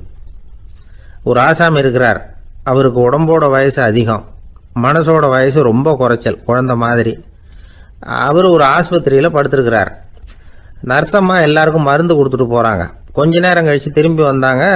அப்போ இவர் அந்த அம்மாவை கூப்பிட்டு சொல்கிறார், இதை பாருங்கள் சிஸ்டர், நீங்கள் எல்லாருக்கும் சின்ன சின்ன மாத்திரையாக கொடுத்துட்டு எனக்கு மட்டும் நீளமான மாத்திரையாக கொடுத்துட்டீங்க, முழுங்கிறதுக்கு ரொம்ப கஷ்டமாக போச்சு, இனிமேல் எனக்கும் சின்ன மாத்திரையாக கொடுங்க சிஸ்டர் அப்படின்னாராம். அந்த அம்மா உடனே அதிர்ச்சியாகி தலையில் அடிச்சுக்கிட்டாங்களாம். நான் கஷ்டப்பட்டு மாத்திரையை முழுங்கினத்துக்கு நீங்கள் ஏமா தலையில் தட்டிக்கிறீங்க அப்படின்னு கேட்டிருக்காரு இவர். இதுக்கு அவங்க சொல்லியிருக்கிறாங்க, நான் உங்களுக்கு கொடுத்துட்டு போனது மாத்திரை இல்லைங்க, அது தெர்மாமீட்டர் அப்படின்னாங்களாம். ஒருத்தர் ஓடி வந்தார், இன்னொருத்தரை பார்த்து, சார் உங்கள் சைக்கிளை ஒரு நாள் இரவல் கொடுங்களேன், பக்கத்து ஊருக்கு போயிட்டு வர வேண்டியிருக்கு அப்படின்னார். இவர் சைக்கிளை கொடுத்து பத்திரமா கொண்டுட்டு போங்கன்னார். சார் இதை பத்திரமா கொண்டு போகிறேன், கவலையே வேணாம், ஏன்னா இது உங்களோட சைக்கிள் அப்படின்னு நான் நினைக்கல, என்னோட சைக்கிளாக நினைக்கிறேன். அப்படின்னார். அதுக்கப்புறம் தான் இவருக்கு உண்மையாகவே பயம் வந்துட்டுது. ஏன்னா அவர் சொன்னது மாதிரி அதை தன்னோட சைக்கிளாகவே நினச்சி தள்ளிட்டு போட்டா என்ன பண்ணுறது? எது எதை நம்முடையதா நினைக்கணுங்கிறதுக்கு ஒரு வரையறை இருக்குது. சில பேர் ஆஃபீஸையே வீடாக நினச்சி விடுறது உண்டு. அப்படிப்பட்டவங்க கூட வீட்டை ஆஃபீஸாக நினைக்கிறது இல்லை. ஏன்னா வீட்டில் இவர் ஆஃபீஸராக நடந்துக்க முடியறதில்ல. இதெல்லாம் ஒரு பக்கம் இருக்கட்டும். இப்போ விஷயத்துக்கு வருவோம். பொறியியல் மேதை டாக்டர் விஸ்வேஸ்வரய்யா இருந்தார் இல்லையா, பாரத ரத்னா விருதெல்லாம் கொடுத்தாங்களே. ஆஃபீஸ் வேலை வேற, சொந்த வேலை வேற அப்படிங்கிறதுக்கு ஒரு உதாரணமாக இருந்தவர் அவர். மைசூர் மகாராஜா கிட்ட திவானா இருந்தார். அவர் ஒரு நாள் அரசாங்க வேலை காரணமாக வெளியூர் போயிருந்தார். ஹாசன்கிற ஊருக்கு பக்கத்தில் ஒரு பயண மாளிகை, அங்கே தங்கிவிட்டார். ராத்திரி அங்கே தங்கி இருந்துட்டு விடிஞ்சதும் ஊருக்கு திரும்புறதாக திட்டம். ராத்திரி தூங்கிறதுக்கு ரொம்ப நேரம் ஆயிட்டுது. ரொம்ப நேரம் வரைக்கும் அரசாங்க சம்பந்தப்பட்ட வேலைகளையே பார்த்துக்கிட்டு இருக்கிறார். அரசாங்க ஃபைல்கள் நிறைய இருந்தது. அதையெல்லாம் ஒவ்வொன்றா எடுத்தார், படித்து பார்த்தார், பரிசீலனை பண்ணார். அதில் எழுத வேண்டியதை எழுதினார், கையெழுத்து போட்டார். ஒரு வழியாக அந்த வேலையெல்லாம் முடிஞ்சுது. அதுக்கப்புறம் என்ன பண்ணார்னா, தன்னுடைய சூட்கேஸை திறந்தார். அதிலிருந்து 2 மெழுகுவத்தியை எடுத்து கொளுத்தி வச்சார். அந்த பயண மாளிகையில் அது வரைக்கும் எரிஞ்சுக்கிட்டு இருந்த மின்சார விளக்குகளை அணைச்சுட்டார். அதுக்கு பிறகு அந்த மெழுகுவத்தி வெளிச்சத்தில் சில புத்தகங்களை தொடர்ந்து படிக்க ஆரம்பிச்சிட்டார். அந்த பயண மாளிகையில் பணியாளராக இருந்தவர் இதை பார்த்துட்டு ஓடி வந்தார். மறுபடியும் மின் விளக்கு போடுறதுக்காக போனார். விஸ்வேஸ்வரய்யா அதை பார்த்துட்டு போட வேணாம்ட்டாராம். இது வரைக்கும் நான் அரசாங்க அலுவல்களை கவனிச்சுக்கிட்டு இருந்தேன், அதனால் மின் விளக்குகள் அப்போ எரிஞ்சதில் தப்பு இல்லை. இப்போ நான் புத்தகம் படிச்சுக்கிட்டு இருக்கேன், இது என்னுடைய சொந்த வேலை. இங்கே இருக்கிற மின் விளக்கு அதுக்காக ஏன் எரியணும் அப்படின்னு கேட்டாராம். இப்போ இருக்கிற சில அரசு பணியாளர்கள்கிட்ட இந்த சம்பவத்தை பேச்சோட பேச்சாக சொல்லி பார்த்தேன். அவங்களால இதை ஜீரணிக்கவே முடியல. நேர்மை தேவைதான் சார், அதுக்காக அவ்வளவு தூரத்துக்கு அது தேவையா அப்படிங்கிறாங்க. விஸ்வேஸ்வரய்யா அப்படி பண்ணினது தான் ஒரு நேர்மையாளர் அப்படின்னு இந்த உலகத்துக்கு நிரூபிக்கணுங்கிறதுக்காக இல்லை. தான் அப்படி நடந்து காட்டினா தன்னை சுற்றி இருக்கிறவங்களும் அதை கேள்விப்படுறவங்களும் முடிஞ்ச அளவுக்கு பொது வாழ்க்கையில், அரசு பணியில் நேர்மையை கடைபிடிக்க முயற்சி பண்ணலாமே அப்படிங்கிறதுக்காகத்தான். இப்போவும் சில பேர் இருக்கிறாங்க, இவங்க ஆஃபீஸ் வேற வீடு வேறன்னு நினைக்கிறது இல்லை, அவ்வளோ உரிமை. ஒருத்தர் அப்படிதான், அவருக்கு அவசரமாக 5000 ரூபா தேவைப்பட்டது. ஆஃபீஸு பணத்தை எடுத்துக்கிட்டார். அந்த நேரம் பார்த்து ஆடிட் வந்துட்டுது. ஆப்பிட்டுக்கிட்டார். விசாரணை நடக்குது. அவர் சொல்கிறார், சார் நான் நேரம் காலம் பார்க்காம ஆஃபீஸில் வேலை செய்வேன். ஏன்னா அதை என்னோட ஆஃபீஸாக நினைக்கிறேன். அவசரத்துக்கு அந்த பணத்தை எடுத்தேன், மறுபடியும் வச்சுடலாம்னு தான் இருந்தேன். அதுக்குள்ளே இப்படி ஆகிட்டுது. நீங்கள் என்ன நினச்சாலும் சரி, நான் ஆஃபீஸ் வேற வீடு வேற அப்படின்னு நினைக்கிறது இல்லை, அது என்னோட சுபாவம் அப்படின்னார். விசாரணை பண்ணவர் தீர்ப்பு வழங்கினார். உங்கள் சுபாவத்துக்கு மதிப்பு கொடுத்து நானும் தீர்ப்பு வழங்குறேன். நீங்கள் கொஞ்ச நாள் ஜெயிலில் இருந்துட்டு வாங்க, அது உங்களுக்கு கஷ்டமாக இருக்காதுன்னு நினைக்கிறேன். ஏன்னா அங்கே போனாலும் நீங்கள் உங்கள் சுபாவப்படி வீடு வேற ஜெயில் வேறன்னு நினைக்க மாட்டீங்க அப்படின்னாராம். ஒரு நண்பர் யாருக்கோ ஃபோன் பண்ணிகிட்டு இருந்தார். அவர் பேசி முடித்ததும் நான் அவரை பார்த்து, இப்போ ஃபோன் பண்ணிங்களே, அந்த ஃபோன் நம்பர் என்ன அப்படின்னு கேட்டேன். அவர் தலையை சொரிஞ்சுக்கிட்டார், ஞாபகம் வரலன்னார். சரி சார், அதை விடுங்க, உங்கள் மனைவி பேர் என்ன அப்படின்னு கேட்டேன். மாலதின்னார். என்ன சார் இது வேடிக்கை, கொஞ்ச நேரத்துக்கு முன்னாடி பேசின ஃபோன் நம்பர் மறந்து போச்சு. எப்போவோ கல்யாணம் பண்ணிக்கிட்ட மனைவி பேர் மறக்கலை, அதை கரெக்டாக சொல்லிவிட்டீங்களே அப்படின்னு கேட்டேன். அவர் என்ன ஒரு மாதிரியாக பார்த்தார். அவர் அப்படி என்னை பார்த்ததில் ஒன்றும் தப்பு இல்லை, ஏன்னா நாம் எல்லாருமே அப்படித்தானே. ஒரு குறிப்பிட்ட காரியத்துக்காக தொலைபேசியில் ஒருத்தட்ட பேசுகிறோம், அதுக்கப்புறம் அந்த எண் நமக்கு அனாவசியம், அதனால் மறந்துடுறோம். இதுக்கு பேர் தான் தற்காலிக ஞாபகம். ஆனால் மனைவி பேரை மறந்துட முடியுமா?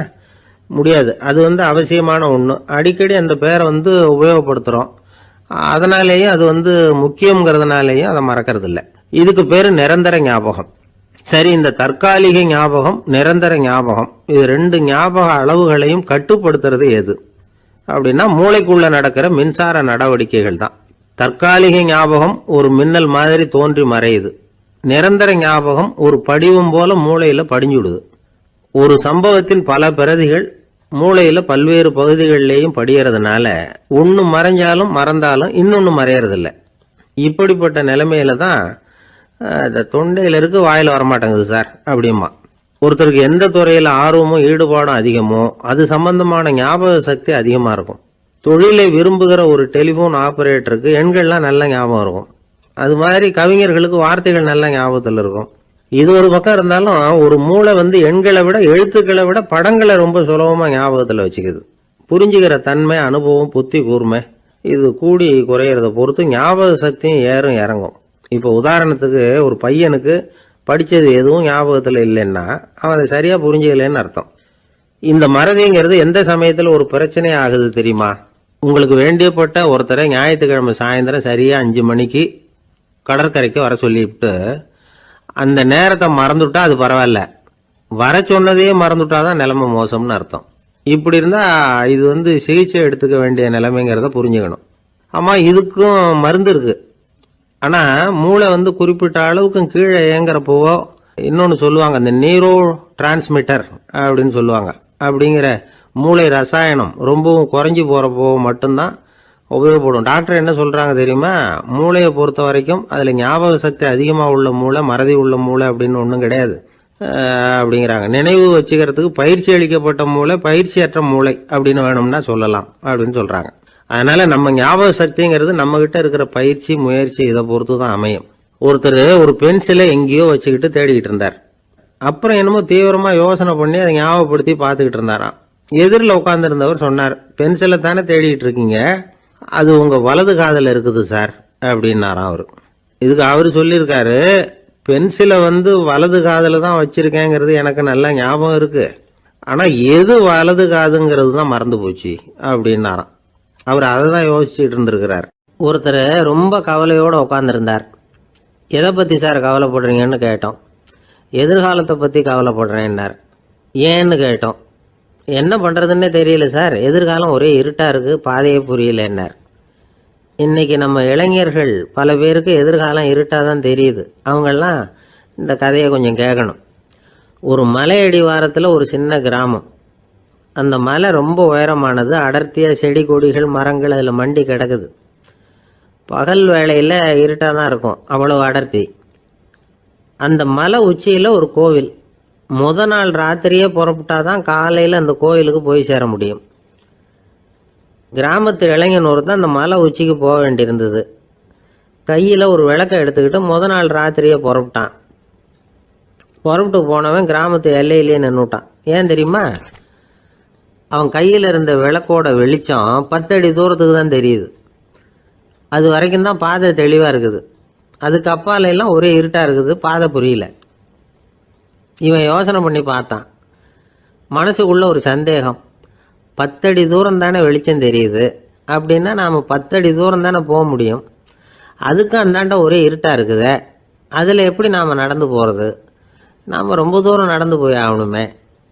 அப்படிப்பட்ட நினப்பெல்லாம் அவனுக்கு வந்துவிட்டது. இதுதான் அவன் மனசில் ஏற்பட்ட தயக்கம். இப்படி யோசிச்சுக்கிட்டே அந்த இளம் ஆசாமி புறப்பட்ட இடத்துலயே நின்றுக்கிட்டு இருக்கிறான். அந்த சமயத்தில் ஒரு வயசான பெரியவர் அந்த பக்கமாக வந்தார். அவர் கையில் இதை விட சின்னதாக ஒரு விளக்கு வச்சுருந்தார். அது எப்படின்னா அது ஒரு 5 அடி தூரத்துக்கு தான் வெளிச்சம் காட்டுது. அவ்வளவு சின்ன விளக்கு. அவரும் மலை உச்சிக்கு போகிறதுக்காக தான் வந்துக்கிட்டு இருக்கிறார்.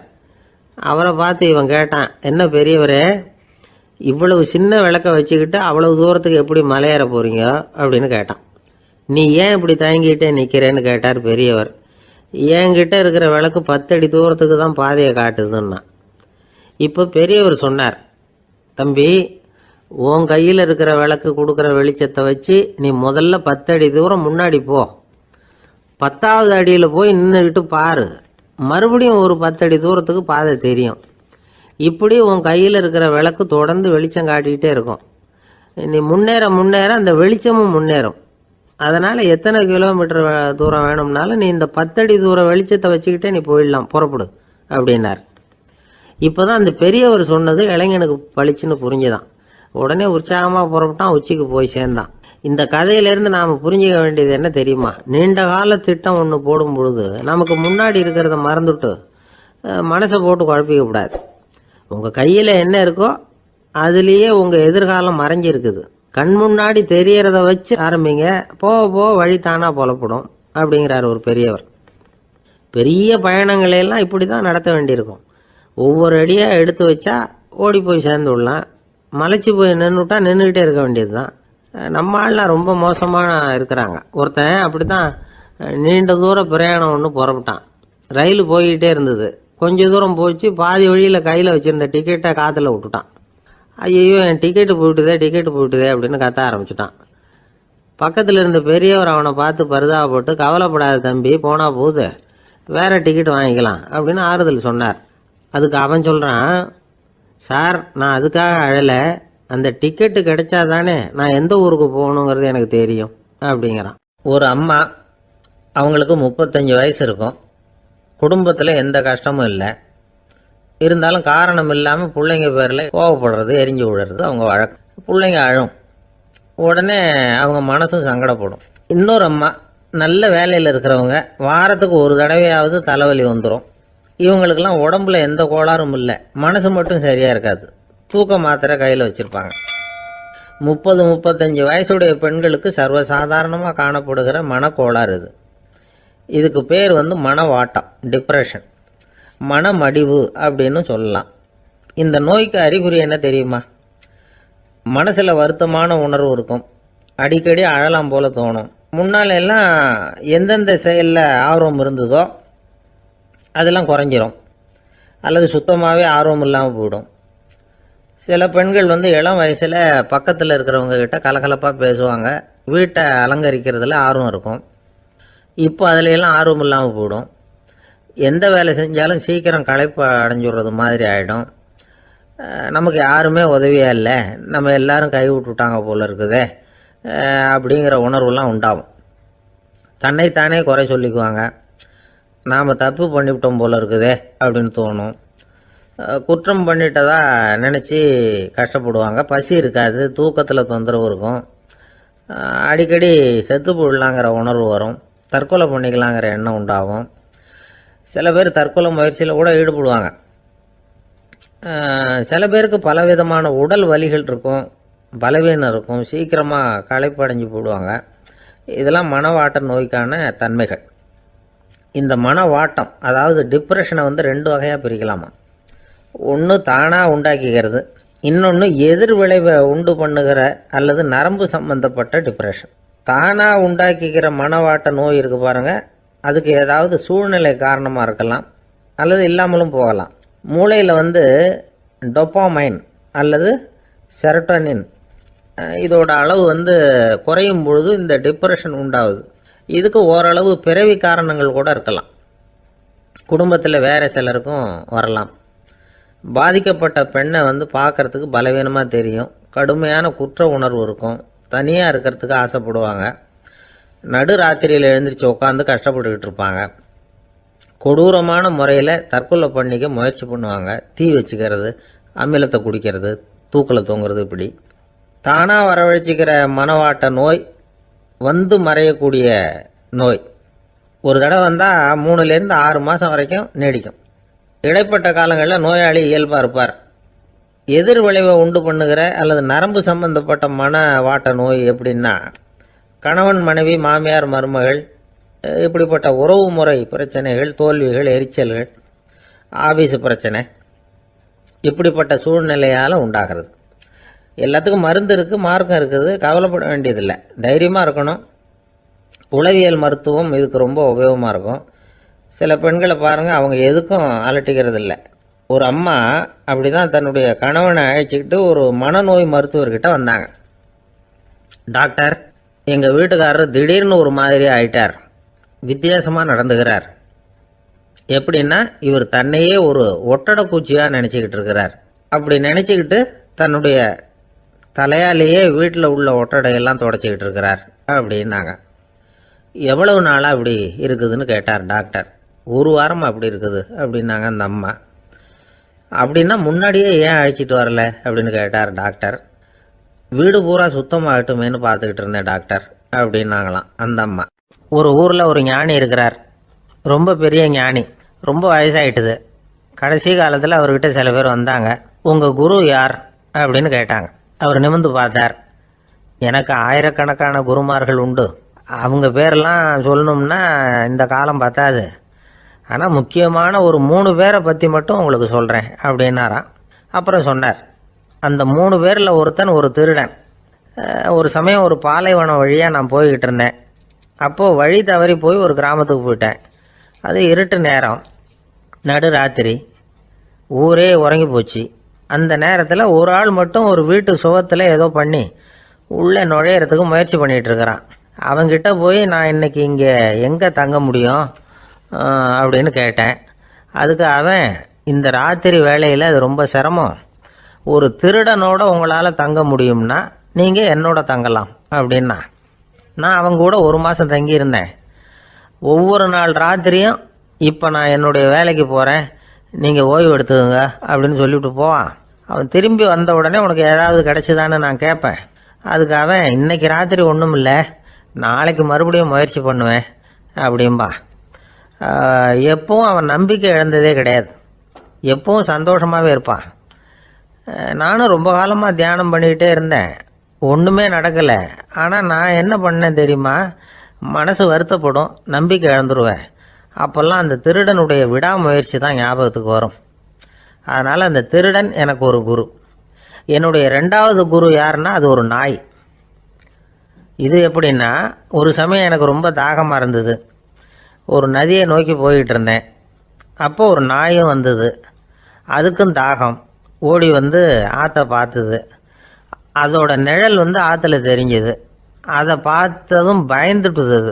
அதாவது அது தன்னுடைய சொந்த உருவத்தையே கண்டு பயந்தது. அதை பார்த்து குறைக்குது, திரும்பி ஓடிச்சு. ஆனால் அதுக்கு தாகம் அதிகமாக இருந்ததுனால அது மறுபடியும் திரும்பி வந்தது. பார்த்தா மறுபடியும் தண்ணியில் நாயோட உருவம் தெரியுது. இப்படி சில தடவை பண்ணிச்சு. இருந்தாலும் கடைசியில் தண்ணியில் குதிச்சுட்டுது துணிஞ்சி. இப்படி குதித்த உடனே அதோட உருவமும் மறைஞ்சுட்டுது. இதை பார்த்தேன். நான் என்ன புரிஞ்சுக்கிட்டேன்னா, எவ்வளவு தான் பயம் இருந்தால் கூட ஒருத்தன் தைரியமாக காரியத்தில் இறங்கணும் அப்படிங்கிறத புரிஞ்சுக்கிட்டேன். இந்த போதனை அந்த நாய்கிட்ட இருந்து எனக்கு கிடைச்சிது.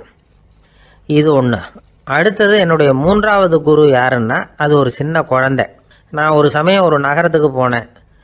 அங்கே ஒரு குழந்தை எரிகிற மெழுகுவத்தி ஒன்று எடுத்துக்கிட்டு வந்தது.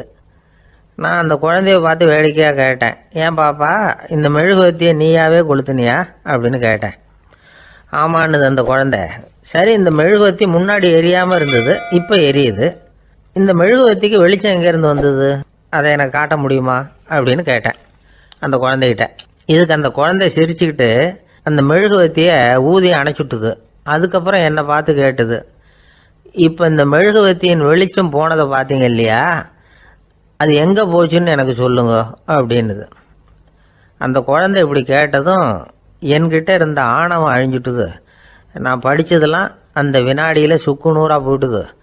என்னுடைய முட்டாள்தனத்தை நான் உணர்ந்தேன் அப்படின்னு இவ்வளவும் அந்த ஞானி விவரமாக சொன்னாராம்.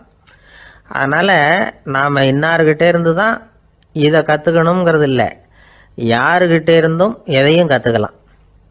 நம்மால் ஒருத்தன் ஒரு நாய் வளர்த்துக்கிட்டு இருந்தான். அந்த நாய்க்கு வால் கிடையாது, யாரோ ஏற்கனவே வெட்டி எடுத்துட்டாங்க. இந்த நாய் தான் சார் எனக்கு குரு, அதுகிட்டே இருந்து கூட நான் பாடம் கற்றுக்கிட்டு இருக்கிறேன் அப்படின்னா. அப்படி என்ன கற்றுக்கிட்டேன் இந்த வால் இல்லாத நாய்கிட்டே இருந்து அப்படின்னு கேட்டோம். நாம் யாருக்கிட்டையும் வாலாட்டக்கூடாது அப்படிங்கிற பாடத்தை அதுகிட்டே இருந்து தான் நான் கற்றுக்கிட்டேன் அப்படின்னா. இந்த உலகத்தில் எவ்வளவோ உயிரினங்கள் இருக்குது, ஒவ்வொன்றும் ஒவ்வொரு விதமாக சண்டை போடுது. இப்போ 2 மாடு சண்டை போட்டுக்குதுன்னு வச்சுங்க, என்ன பண்ணும், 2 முட்டிக்கும். அதுக்கு சண்டை போடுறதுக்கு ஆயுதமாக உபயோகப்படுறது அதோட கொம்பு. 2 சேவல் சண்டை போட்டுக்குதுன்னு வச்சுங்க, அதுக்கு ஆயுதமாக உபயோகப்படுறது அதோட கால் நகம். காலால் தான் அது ஒன்றோட ஒன்று சண்டை போட்டுக்கும். ஆனால் 2 மனுஷன் சண்டை போட்டுக்கிறான்னு வச்சுங்க, இவன் இன்னதை தான் ஆயுதமாக உபயோகப்படுத்துவான்னு குறிப்பிட்டு சொல்ல முடியாது. கல்லை எடுப்பான், கத்தியை எடுப்பான், துப்பாக்கி எடுப்பான், என்ன வேணாலும் பண்ணுவான். வாயால் திட்டுவான், கையால் அடிப்பான், காலால் உதைப்பான், சகலகலாக வல்லவன். விலங்குகள்லாம் பொதுவாக வாயை சாப்பிட்றதுக்கு மட்டும்தான் உபயோகப்படுத்துது. ஆனால் இவனுக்கு சாப்பிட்றதுக்கும் அதுதான், சாப்பிட்டு விட்டு திட்டுறதுக்கும் அதுதான். ஆனால் ஒரு விஷயத்தில் மட்டும் கெட்டிக்கிறேன். அதாவது நாம் சண்டை போட்டுக்கிட்டாலும் பரவாயில்லை, கோழிகள் சண்டை போடாமல் இருக்கணும் அப்படின்னு ஆசைப்படுறான். எதுக்காக? கோழிகள் சண்டை போடாமல் இருந்தால் நிறைய முட்டைகள் போடுமா, அதுக்காக தான் இந்த அக்கறை. கோழி பண்ணை வச்சுருக்கிறவங்களுக்கு இது ஒரு பெரிய பிரச்சனை. அதாவது பண்ணையில் இருக்கிற கோழிகளுக்குள்ளே அடிக்கடி சண்டை வந்துடும். அதனால் முட்டை உற்பத்தி குறைஞ்சிரும். சரி, இதுக்கு என்ன பண்ணுறது? பண்ணையில் போய் உட்காந்துக்கிட்டு தினமும் பஞ்சாயத்து பேசிகிட்டு இருக்க முடியுமா? அமெரிக்காவில் கோழி பண்ணை வச்சுருக்கிற ஒருத்தர் இதை பற்றி யோசனை பண்ணி பார்த்தாராம். ஒரு வழியையும் கண்டுபிடிச்சிருக்கார். கோழிக்கெல்லாம் மூக்கு கண்ணாடி மாட்டி விட்டுட்டோம்னா அது சண்டை போடுற குணம் குறைஞ்சிரும், முட்டை அதிகமாகிடும். அந்த கண்ணாடியில் உள்ள லென்ஸு சிவப்பு நிறத்தில் இருக்கணும், அவ்வளவுதான் அப்படின்னு அவர் கண்டுபிடிச்சாராம். இது ஏற்கனவே நடைமுறையில் கண்டுபிடிக்கப்பட்ட ஒரு விஷயம். ஆனால் எல்லா கோழிக்கும் சிவப்பு மூக்கு கண்ணாடி எப்படி மாட்டி விடுறது? அப்படியே மாட்டி விட்டாலும் அது நழுவாமல் இருக்கணுமே. இப்போ நாமெல்லாம் நடு விரலால் மூக்கு கண்ணாடி நடுவில் தொட்டு அப்படி ஸ்டைலாக சரி பண்ணிக்கிறோம். அது மாதிரி கோழி எப்படி சரி பண்ணிக்கும்? இதுதான் பிரச்சனை. இதுக்கு அவர் என்ன வழி கண்டுபிடிச்சாருன்னா, கோழிக்கெல்லாம் மூக்கு கண்ணாடிக்கு பதிலாக விழியொட்டு வில்லைகள், கான்டாக்ட் லென்ஸ், அதை பொருத்தி விட்டா என்ன அப்படின்னு யோசனை பண்ணார். அதே மாதிரி பண்ணார். அதே மாதிரி செஞ்சு பார்த்தார், வெற்றி. அதுக்கப்புறம் கோழியெல்லாம் சண்டை போட்டுக்கலையாம், சமாதான பிரியர்கள் ஆகிட்டு தான். கோழிகளுக்கு இயல்பாகவே சண்டை போடுற குணம் உண்டு. ஆனால் அதோட கண்ணுக்கு பார்க்குற பொருள்லாம் ரோஜா நிறத்துலையோ அல்லது இன்னும் சொல்லப்போனால் அழுத்தமான சிவப்பு நிறத்துலையோ தெரிஞ்சதுன்னா சண்டை போடுற குணம் குறைஞ்சிருதான். அந்த சமயத்தில் அது அதிகமாகவும் முட்டையிட ஆரம்பிச்சுடுதான். அதே நேரத்தில் இறை எடுக்கிறத கூட குறைச்சிக்குதான். இது ஏன் இப்படி பண்ணுதுங்கிறது விஞ்ஞானிகளுக்கு இன்னமும் புரியலையா. எப்படியோ அமெரிக்க கோழிகள்லாம் கான்டாக்ட் லென்ஸ் பொருத்திக்க ஆரம்பித்தாச்சு. கோழி கழுத்தை பிடிச்சிக்கிட்டு ஒரு சில வினாடிகளில் அதை பொருத்தி விட்றாங்களாம். கோழியோட ஆயுள் பூரா அது அப்படியே இருக்குமா. பண்ணையில் முட்டை உற்பத்தி குறைஞ்சா இது மாதிரி விஞ்ஞானபூர்வமாக பரிகாரம் தேடுறது தான் நல்லது. நமக்கு வேண்டியப்பட்ட ஒருத்தர், அவர் ஒரு கோழி பண்ணை வச்சுருந்தார். அந்த பண்ணையில் பாதி கோழி திடீர்னு செத்து போச்சு. உடனே ஒரு கால்நடை மருத்துவர்கிட்ட போக வேண்டியது தானே. அங்கே போகல. உள்ளூரில் மந்திரம் பண்ணிகிட்டு இருந்த ஒரு சாமியார்கிட்ட போனார். அவர் காலில் விழுந்தார். சாமி, என் பண்ணையில் பாதி கோழி செத்து போட்டுதுன்னார். சாமியார் யோசனை பண்ணார். சரி, பண்ணையில் வாசப்படி கிழக்கு பக்கமாக வச்சுருக்கியா மேற்கு பக்கமாக வச்சுருக்கியான்னு கேட்டார். கிழக்கு பக்கமாக இருக்குன்னார் அவர். அதுதான் தப்பு, மேற்கு பக்கமாக அதை மாற்று, சரியாக போடும்னாராம். அதே போல் இவர் போய் மாற்றிவிட்டார். அப்பவும் பாதி செத்து போச்சு. மறுபடியும் சொன்னார், சாமி மறுபடியும் பாதி கோழி செத்து போட்டுதேன்னார். சரி, கூரை எப்படி போட்டிருக்க? ஓடு போட்டிருக்கியா இல்லை கீத்து போட்டிருக்கியான்னார். ஓடு போட்டிருக்கேன்னாராம் அவர். அதுதான் தப்பு, கீத்து போட்டுரும், சரியாக போடும்னாராம். சரின்னு போய் அதையும் மாற்றி பார்த்தார். மறுபடியும் போயிட்டுது, கோழி செத்து போச்சு. வந்தார். மறுபடியும் பாதி செத்து போச்சு சாமின்னு வந்தார். இவரும் யோசனையை மாற்றி மாற்றி சொல்லிகிட்டே இருக்கிறார். இப்படி அவரும் மாற்றி மாற்றி பார்த்தார். 6வது தடவையாக அவரை தேடிட்டு வந்தார். அந்த சமயத்தில் இவர் ரொம்ப தீவிரமாக யோசனை பண்ணி பார்த்துட்டு, அது சரிப்பா, நீயும் என்கிட்ட சளைக்காமல் வந்துக்கிட்டு இருக்கிற, நானும் யோசனை சொல்லிகிட்டு இருக்கேன். இப்போவும் உங்ககிட்ட சொல்கிறதுக்கு என்கிட்ட யோசனை நிறையா இருக்குது.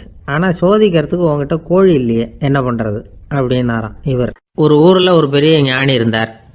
அவர் படுக்கையில் இருந்தார். இன்னும் கொஞ்ச நேரம்தான் அவர் இந்த உலகத்தில் இருக்க போகிறார். அவரை சுற்றி ஏகப்பட்ட கூட்டம். ஏற்கனவே அவருடைய உபதேசங்களை கேட்டவங்க பல பேர் அவரை சுற்றி நிற்கிறாங்க. அந்த ஞானி மெதுவாக கண்ணை திறந்து பார்க்குறார். எல்லாரும் அவருடைய கடைசி வார்த்தையை கேட்கறதுக்காக அவளோட காத்துக்கிட்டு இருக்கிறாங்க. அந்த ஞானி மெதுவாக பேச ஆரம்பித்தார். நான் என்னுடைய வாழ்நாள் பூராவும் உங்களுக்கு நிறைய போதனைகள் சொல்லிக்கிட்டு இருக்கிறேன். பேரானந்தம், மகிழ்ச்சி, தியானத்தன்மை, இதை பற்றியெல்லாம் சொல்லியிருக்கிறேன். இப்போ நான் வேறு ஒரு கரைக்கு போய்கிட்டு இருக்கிறேன். நான் இனிமேல் இந்த கரையில் இருக்க மாட்டேன்.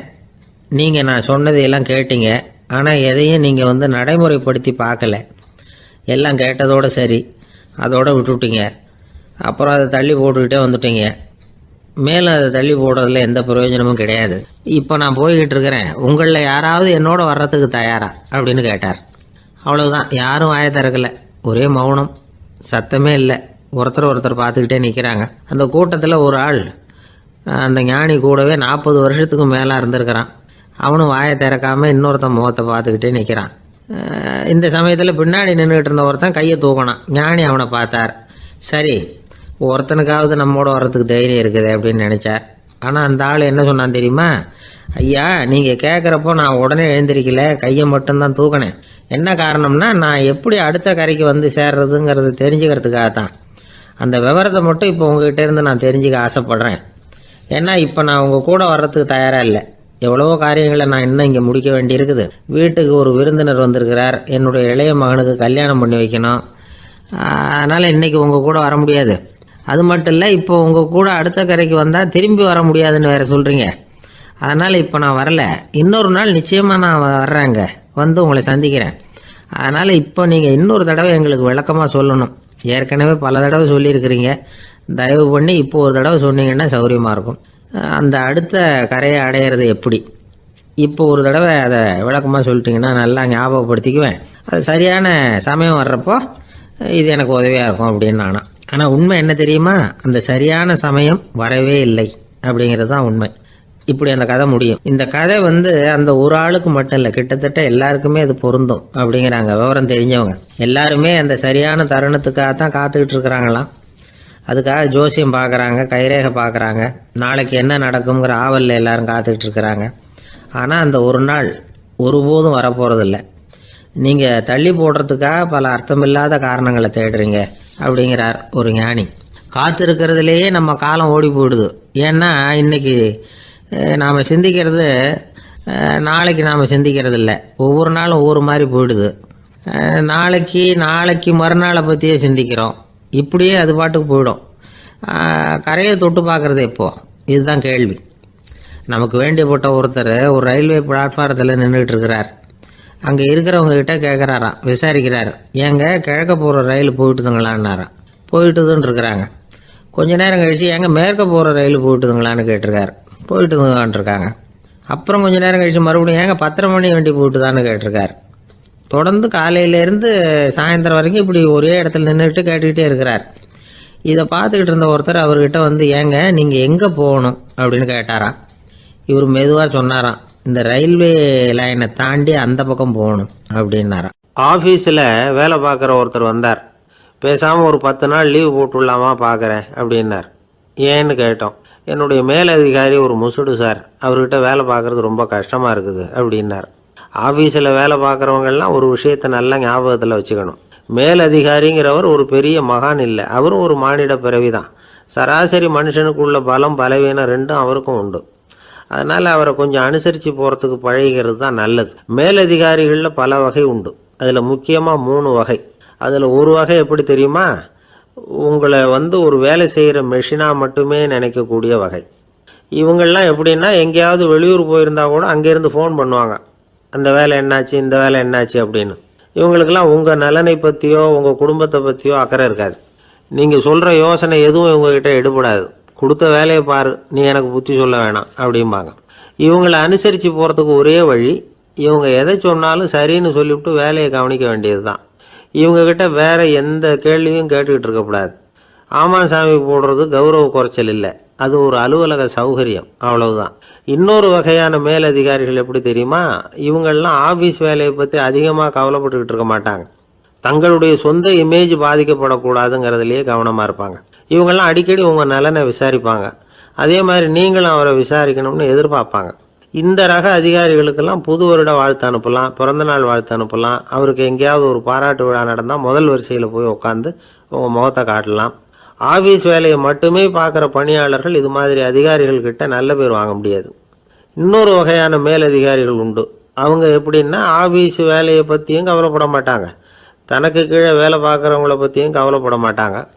எக்காரணம் கொண்டும் தன்னுடைய பொசிஷனுக்கு ஆபத்து வந்துடக்கூடாதுன்னே நினைக்கக்கூடியவங்க இவங்க. இவங்களால் கடுமையான வேலை செய்யவும் முடியாது, தீர்மானிக்கவும் முடியாது. எந்த முடிவையும் எடுக்காமல் அப்படியே தள்ளி போட்டுக்கிட்டே போடுவாங்க எல்லாத்தையும். இதனால் என்ன ஆகும்னா, இவருக்கு கீழே வேலை பார்க்குற உங்களுக்கு பொறுப்பு அதிகமாகிடும். இவங்ககிட்ட போய் பிரச்சனையை மட்டும் சொல்லி பிரயோஜனம் இல்லை, அதுக்கான முடிவுகளை நீங்களே சொல்லணும்.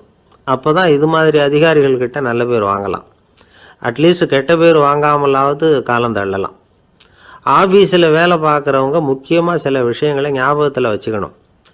ஆஃபீஸில் நடக்கிற நல்லது கெட்டது எதுவாக இருந்தாலும் உடனடியாக மேலதிகாரிகிட்ட தெரிவிக்கிறது நல்லது. 3வது மனிதர் மூலமாக அதை அவர் தெரிஞ்சுக்கிறது அவ்வளவு நல்லதில்லை. எந்த மேலதிகாரியுமே தான் இந்த சர்பாஸ் செய்யப்படுறத விரும்புறதில்லை. அதனால் அவருக்கு தெரியாமல் மேலிடத்துக்கு மணி எழுதி போடக்கூடாது. அப்படி எழுதி போடுறவங்க சில பேர் இருக்கிறாங்க. நீங்களும் உங்கள் மேலதிகாரியும் தொழில் ரீதியாக ஒரே படிப்பு படித்தவராக இருக்கலாம். அப்படி இருந்ததுன்னா அட்ஜஸ்ட் பண்ணி போகிறது கொஞ்சம் கஷ்டம்தான். இதை மனசில் வச்சுக்கிட்டு நடந்துக்கணும். உங்களுக்கும் அவருக்கும் அபிப்பிராய பேதமா, அது அவருக்கும் உங்களுக்கும் உள்ள தனிப்பட்ட பிரச்சனை, அதை விளம்பரப்படுத்திக்கிட்டு இருக்கக்கூடாது. அது அவருடைய கோபத்தை கிளறும்.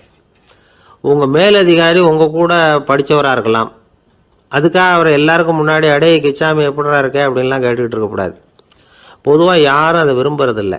இவ்வளவையும் உங்கள் மனசில் வச்சுக்கிட்டு கொஞ்சம் சாமர்த்தியமாக நடந்துக்கிட்டிங்கன்னா ஆஃபீஸ் உங்களுக்கு அவஸ்தையாக இருக்காது, ஆனந்தமாக இருக்கும். ஒரு மேலதிகாரி தன்கிட்ட வேலை பார்க்குற ஒருத்தரை பற்றி ரொம்ப பெருமையாக சொன்னாராம். எங்கள் ஆஃபீஸில் எவ்வளவோ பேர் வேலை பார்க்குறாங்க, எல்லாரும் தினமும் ஏதாவது பிரச்சனைகளை சொல்லிகிட்டு இருப்பாங்க. ஆனால் இவர் ஒருத்தர் மட்டும்தான் இது வரைக்கும் என்கிட்ட எந்த பிரச்சனையும் சொன்னதே இல்லை. அவர் பாட்டுக்கு வருவார், வேலை பார்ப்பார், போயிடுவார் அப்படின்னாராம்.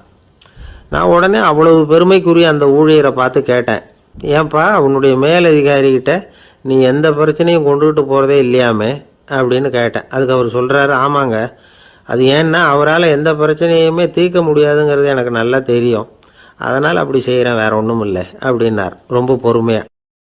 ஒரே ஒரு ஊர், அந்த ஊருக்கு பேர் கொடையாளிப்பட்டி. அந்த பேருக்கு தகுந்த மாதிரி தான் அந்த ஊர் மக்களும். யார் என்ன கேட்டாலும் இல்லைன்னு சொல்லாமல் கொடுப்பாங்க. கொடையாளிகள் நிறைந்த ஊர். இனாமா மட்டும் இல்லை, கடனாகவும் பணம் கொடுப்பாங்க. யாருக்காவது அவசரமாக பணம் தேவைப்பட்டதுன்னு வச்சுக்கோங்க, அந்த ஊருக்கு போய் வாங்கிக்கலாம்.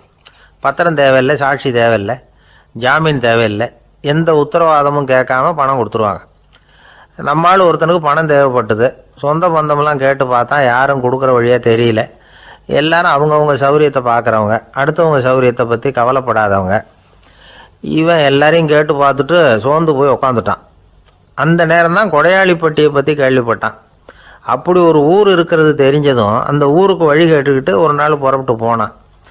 வயல்காட்டு வழியாக போக வேண்டியிருந்தது. மெதுவாக நடந்து ஊர் எல்லைக்கு வந்துட்டான். ரெண்டு பக்கமும் விவசாய வேலைகள் மும்முரமாக நடந்துக்கிட்டு இருக்குது. ஏர் உழுதுகிட்டு இருக்கிறாங்க. அப்போ அங்கே ஒரு ஆளை பாம்பு கடிச்சுட்டுது. பக்கத்தில் வேலை செஞ்சுக்கிட்டு இருந்தவங்க ஓடி வந்தாங்க. அவசரமாக செய்ய வேண்டிய முதல் உதவியெல்லாம் செஞ்சு பார்த்தாங்க, பலன் இல்லை. அந்த ஆள் செத்து போட்டான். அவன் செத்து விட்டான்னு தெரிஞ்சதும் அவனை தூக்கி வரப்பு மேலே போட்டுட்டு எல்லாரும் அவங்கவுங்க வேலையை கவனிக்க ஆரம்பிச்சிட்டாங்க. அங்கே ஒரு ஆள் இவனை பார்த்து சொன்னான், ஐயா, நீங்கள் போகிற வழியில் இவன் சொந்தக்காரன், இவனுக்கு சோறு கொண்டுகிட்டு வருவான், இவன் இங்கே செத்து விட்டான்னு அவங்ககிட்ட சொல்லிவிடுங்க அப்படின்னா. இவனுக்கு ரொம்ப ஆச்சரியம், என்னடா இது, பாம்பு கடிச்சுட்டுதுன்னதும் பதறி அடிச்சுக்கிட்டு ஓடி வந்தாங்க, செத்து விட்டான்னதும் பேசாமல் தூக்கி போட்டுட்டு போயிட்டாங்க அப்படின்னு நினச்சிக்கிட்டே நடந்து போகிறான். எதிரில் சோறு கொண்டுக்கிட்டு ஒரு ஆள் வந்தான். இவன் விவரத்தை சொன்னான். அங்கே உங்கள் சொந்தக்காரன் பாம்பு கடிச்சு செத்து போட்டான் அப்படின்னா. அவன் கொஞ்ச நேரம் அமைதியாக நின்னான். அதுக்கப்புறமா அங்கேயே வரப்பில் உட்காந்து கொண்டுகிட்டு வந்த சோத்தை தானே சாப்பிட்டு முடித்தான். பேசாமல் எழுந்திரிச்சு திரும்பி போயிட்டான். கொஞ்சம் கூட பதறல, அழலை. இப்படியும் ஒரு ஊரா அப்படின்னு நினச்சி ஆச்சரியப்பட்டுக்கிட்டே இவன் ஊருக்குள்ளே போனான். ஒரு பெரிய மனுஷனை பார்த்து பணம் கேட்டான். அவரும் இவனோட பேரையும் ஊரையும் மட்டும் விசாரிச்சுக்கிட்டு தேவையான பணத்தை கொடுத்துட்டார். பணத்தை வாங்கிட்ட பிறகு தன்னுடைய மனசை அரிச்சிக்கிட்டு இருந்த அந்த விஷயத்தை பற்றி கேட்டான். ஐயா, வழியில் ஒருத்தன் செத்துட்டான், அவனை அப்படியே தூக்கி வரப்பில் போட்டுட்டு எல்லாரும் வயல்வெளி வேலைகளை பார்த்துக்கிட்டு இருக்கிறாங்களே அப்படின்னா. இதுக்கு அந்த பெரியவர் சொன்னார், ஆமாம், அப்படி தான் செய்வோம், வேலை முடிஞ்சு வீட்டுக்கு திரும்புகிறப்போ அவனை தூக்கிட்டு அடக்கம் பண்ணிடுவோம் அப்படின்னார். ரொம்ப ஆச்சரியமாக இருக்கே அப்படின்னா. ஏன் உங்கள் ஊரில் யாராவது செத்துட்டா என்ன பண்ணுவீங்க அப்படின்னு கேட்டார். என்ன இப்படி கேட்குறீங்க, எங்கள் ஊரில் எல்லாம் பணத்தை தூக்க விட மாட்டாங்க, ஒப்பாரி வைப்பாங்க, கட்டி புரண்டு அழுது புலம்பி தீர்த்துருவாங்க அப்படின்னா. இவன் பெரியவர் பார்த்தார். அவங்ககிட்ட கொடுத்த பணத்தை லபக்குன்னு பறிச்சுக்கிட்டார். திருப்பி வாங்கிட்டார். இவன் பதறி போய் நிற்கிறான். அவர் சொன்னார், பணத்தையே விட மாட்டேன்னு கட்டுப்பிடிச்சி அழுதா நான் கொடுத்த பணத்தை மட்டும் எப்படி திருப்பி கொடுக்க போகிறேன், போயிட்டு வா அப்படின்னு விரட்டி விட்டாரான். இந்த கதையை நண்பர் ஒருத்தர் சொன்னார். கதை வேடிக்கையாக தெரிஞ்சால் கூட இதில் கருத்து உண்டு. பணம் பிணம் இது ரெண்டையுமே விடுறதுக்கு அவ்வளவு சுலபமாக மனம் வர்றதில்லை. இந்த ரெண்டு விஷயங்கள்லேயும் அறிவார்ந்த செயல்பாடு தேவை. ஒரு பேருந்து மரத்தில் மோதி விட்டுது. எல்லாரும் அடிபட்டு முனைகிட்டு கிடக்கிறாங்க. டிரைவர், கண்டக்டர் இவங்களுக்கும் அடி. அவங்களும் ஒரு பக்கம் கிடக்கிறாங்க. ஒரு மூலையில் கிடக்கிற ஒருத்தன் மெதுவாக முக்கி முனகி கண்டக்டர்னு சத்தம் போடுறான். கண்டக்டர் மெதுவாக நகர்ந்து அவங்ககிட்ட போய் என்னன்னு விசாரிக்கிறார். அவன் ரொம்ப சிரமப்பட்டு வாயை திறந்து ஒரு 15 காசு சில்லற பாக்கி அப்படின்னானா. ஒரு பெரிய காடு. அந்த காட்டுக்கு மத்தியில் ஒரு ஆசிரமம். அங்கே ஒரு முனிவர் இருந்தார். பல இடங்கள்லேருந்து வர்ற குழந்தைகளுக்கு அவர் பாடம் சொல்லி கொடுத்துக்கிட்டு இருக்கிறார். ஏழை பணக்காரர் அப்படிங்கிற வித்தியாசம்லாம் கிடையாதுங்க. எல்லாரும் அவர்கிட்ட தங்கள் பிள்ளைகளை அனுப்பி வச்சாங்க. மன்னர்களுடைய பிள்ளைங்க கூட அங்கே அவர்கிட்ட தான் படிக்கிறதுக்கு வருவாங்க. ஆனால் அந்த முனிவரை பொறுத்த வரைக்கும் எல்லா பிள்ளைங்களும் ஒன்று தான். இது யார் வீட்டு புள்ளன்னெல்லாம் பார்க்க மாட்டார், எல்லாரும் சமம். மாணவர்கள்லாம் அங்கேயே மாத கணக்கில் வருஷ கணக்கில் தங்கியிருந்து பாடம் கற்றுக்கிட்டு போகிறது வழக்கம். அவராக பார்த்து போகணுன்னு சொல்கிற வரைக்கும் அங்கேயே இருக்கணும், படிக்கணும். குருகுல வாசம். ஒரு சமயம் ஒரு ராஜகுமாரனும் அவர்கிட்ட வந்து படிச்சுக்கிட்டு இருந்தான். அவனுக்கு ஒரு 15 வயசு இருக்கும். சில வருஷம் கழித்து இந்த முனிவர் தன்கிட்ட இருக்கிற மாணவர்களுக்கெல்லாம் பரீட்சை வச்சார். அவங்களுடைய அறிவு முதிர்ச்சியை கணிக்கிறதுக்காக பல சோதனைகள்லாம் வச்சார். ஒவ்வொருத்தராக பார்த்து இனிமேல் நீங்கள் வந்து உங்கள் வீட்டுக்கு போகலாம் அப்படின்னு சொல்லி அனுப்பி வச்சுக்கிட்டு இருக்கிறார். எல்லோரும் போயிட்டாங்க. கடைசியாக மிஞ்சி இருந்தது ஒரே ஒரு மாணவன். அவனை மட்டும் வீட்டுக்கு அனுப்பலை. யார் அந்த பையன் தெரியுமா? அவன்தான் அந்த ராஜகுமாரன். ராஜகுமாரனுடைய தந்தைக்கு, அதுதான் இந்த ராஜாவுக்கு, அங்கே வயசு ஏறிக்கிட்டே போகுது. என்ன இது படிக்க போன பையன் இன்னும் திரும்பி வரலையே அப்படின்னு நினச்சார். வந்துட்டா சீக்கிரமாக அவனுக்கு பட்டம் கட்டிவிட்டு நாம் விலகிக்கலாமே அப்படின்னு நினச்சார். கல்யாணம் வேறு பண்ணி பார்க்கணும் பையனுக்கு. ஆனால் பையன் வர்ற வழியை காணும். ராஜா பார்த்தார். சரி, நேர்லேயே போய் என்னன்னு தெரிஞ்சுட்டு வந்துடுவோம் அப்படின்னு காட்டுக்கு புறப்பட்டார். அங்கே போய் முனிவரை பார்த்தார். முனிவர் வந்து இவரை அன்பாக வரவேற்று உட்கார வச்சார். அதுக்கப்புறம் ராஜா மெதுவாக, எல்லாரையும் வீட்டுக்கு அனுப்பி வச்சுட்டிங்களாமே, ஏன் பிள்ளைய மட்டும் அப்படின்னு சொல்லி மெதுவாக இழுத்தார். முனிவர் வந்து இதுக்கு உடனே பதில் சொல்லலை. ராஜாவை கூப்பிட்டுட்டு போய் விருந்தினர் குடிசையில் தங்க வச்சார். அதுக்கப்புறம் சொன்னார், உங்கள் மகன் வந்து எல்லா பாடங்கள்லேயும் முதலிடம் வாங்கியிருக்கான். இப்படி முதலாவதாக வர்ற மாணவனுக்கு நாங்கள் இன்னொரு தேர்வு வைக்கிறது வழக்கம். அதுலேயும் அவன் வந்து முதலாவதாக வந்துட்டான்னா அவன் ஒரு பெரிய வித்வான் அப்படிங்கிற கௌரவத்தை அடைஞ்சிருவான் அப்படின்னார். அதாவது முனிவர் அப்படி சொல்கிறார். அப்படி சொல்லிவிட்டு போயிட்டார் அவர். ராஜா அங்கேயே தங்கிட்டார். ராத்திரி படுத்து தூங்கினார். காலையில் எழுந்திரிச்சு அந்த குடிசைக்கு வெளியில் வந்தார் பல்லு விளக்கிறதுக்காக. அந்த சமயத்தில் தூரத்தில் ஒருத்தன் ஒரு கையில் கோடாலியை வச்சுக்கிட்டு தலையில் ஒரு பெரிய விறகு கட்டை சுமந்துக்கிட்டு வந்துக்கிட்டு இருக்கிறது மாதிரி தெரிஞ்சது. யாராவது விறகு வெட்டியாக இருக்கும் அப்படின்னு நினச்சார் ராஜா. கிட்ட வந்ததும் உத்து பார்க்குறாரு. பார்த்தா அது தன்னோட புள்ள. திகைச்சு போயிட்டார். என்ன இது, ஒரு ராஜகுமாரனை கூட இது மாதிரி வேலையெல்லாம் செய்ய சொல்கிறாங்களே அப்படின்னு நினச்சார். ராஜகுமாரன் வந்து விறகு கட்டை கொண்டுகிட்டு போய் கொல்லை பக்கம் வச்சான். அந்த சமயம் முனிவர் அங்கே வந்தார். என்ன மகனே, விறகு வெட்டிட்டு வந்துட்டியா? சரி, இப்போ வந்து ஒரு துடைப்பத்தை எடுத்துக்கோ, விருந்தினர் குடிசையின் வாசல் பக்கத்தை கூட்டி பெருக்கி சுத்தம் பண்ணு போ அப்படின்னார். அப்படியே செய்கிறேன் குருவே அப்படின்னு சொல்லிவிட்டு போனான். சுத்தம் பண்ண ஆரம்பிச்சிட்டான். ராஜா பார்த்தார் இதை. உடனே ஓடியாந்தார். மகனே, என்ன காரியம் பண்ணுற? துடைப்பத்தை கீழே போடுனார். இப்போ அந்த ராஜகுமாரன் சொல்கிறான், தந்தையே, இது வந்து என்னுடைய குருதேவரோட உத்தரவு. இங்கே வந்து நான் ஒரு மாணவன். இங்கே அரசனும் ஒன்று தான், ஆண்டியும் ஒன்று தான். குருதேவர் சொல்கிறத மறுக்காமல் செய்கிறது தான் எங்கள் கடமை அப்படின்னா. இந்த சமயம் முனிவர் அங்கே வந்தார். இவனை வந்து முதுகில் தட்டி கொடுத்தார். அப்புறம் ராஜா கிட்ட சொன்னார், அரசே, உங்கள் புள்ள எங்கள் கடைசி தேர்வுலேயும் வெற்றி பெற்றுட்டான். பணிவு தான் மாணவர்களின் மிக உயர்ந்த குணம். குருநாதர் சொல்கிறது மனசுக்கு பிடிக்கலைன்னா கூட மறுக்காமல் செய்யணும். அப்படி செய்கிறதுனால எதை செய்யலாம் எதை செய்யக்கூடாது அப்படிங்கிற விவேகம் அவங்களுக்கு வந்துடும். செய்யக்கூடாததை கூட பெரியவங்க சொல்லிவிட்டா செஞ்சு தான் ஆகணும் அப்படிங்கிற பணிவு அவங்களுக்கு வந்துடும். இந்த குணம் வந்துட்டுதுன்னா அவங்க எத்தனை கடினமான வேலையாக இருந்தால் கூட ரொம்ப சுலபமாக செஞ்சு முடிச்சிருவாங்க. தூக்கத்திலேயும் அப்புறம் துக்கத்திலேயும் தோண்டு போட மாட்டாங்க. இந்த பணிவும் விவேகமும் அவங்கக்கிட்ட மன உறுதியை ஏற்படுத்தும். அந்த உறுதி உங்கள் பையனுக்கு வந்தாச்சு. இனிமேல் அவனை நீங்கள் அழைச்சிட்டு போகலாம். அவன் நிச்சயமாக பேரும் புகழும் பெறுவான் அப்படின்னார். ராஜா அவரை பார்த்து, குருதேவா, புரிஞ்சுக்கிட்டேன், என்னை மன்னிக்கணும் அப்படின்னாரு. அதுக்கப்புறம் மகனை அழைச்சிக்கிட்டு நாட்டுக்கு திரும்பி வந்துட்டார்.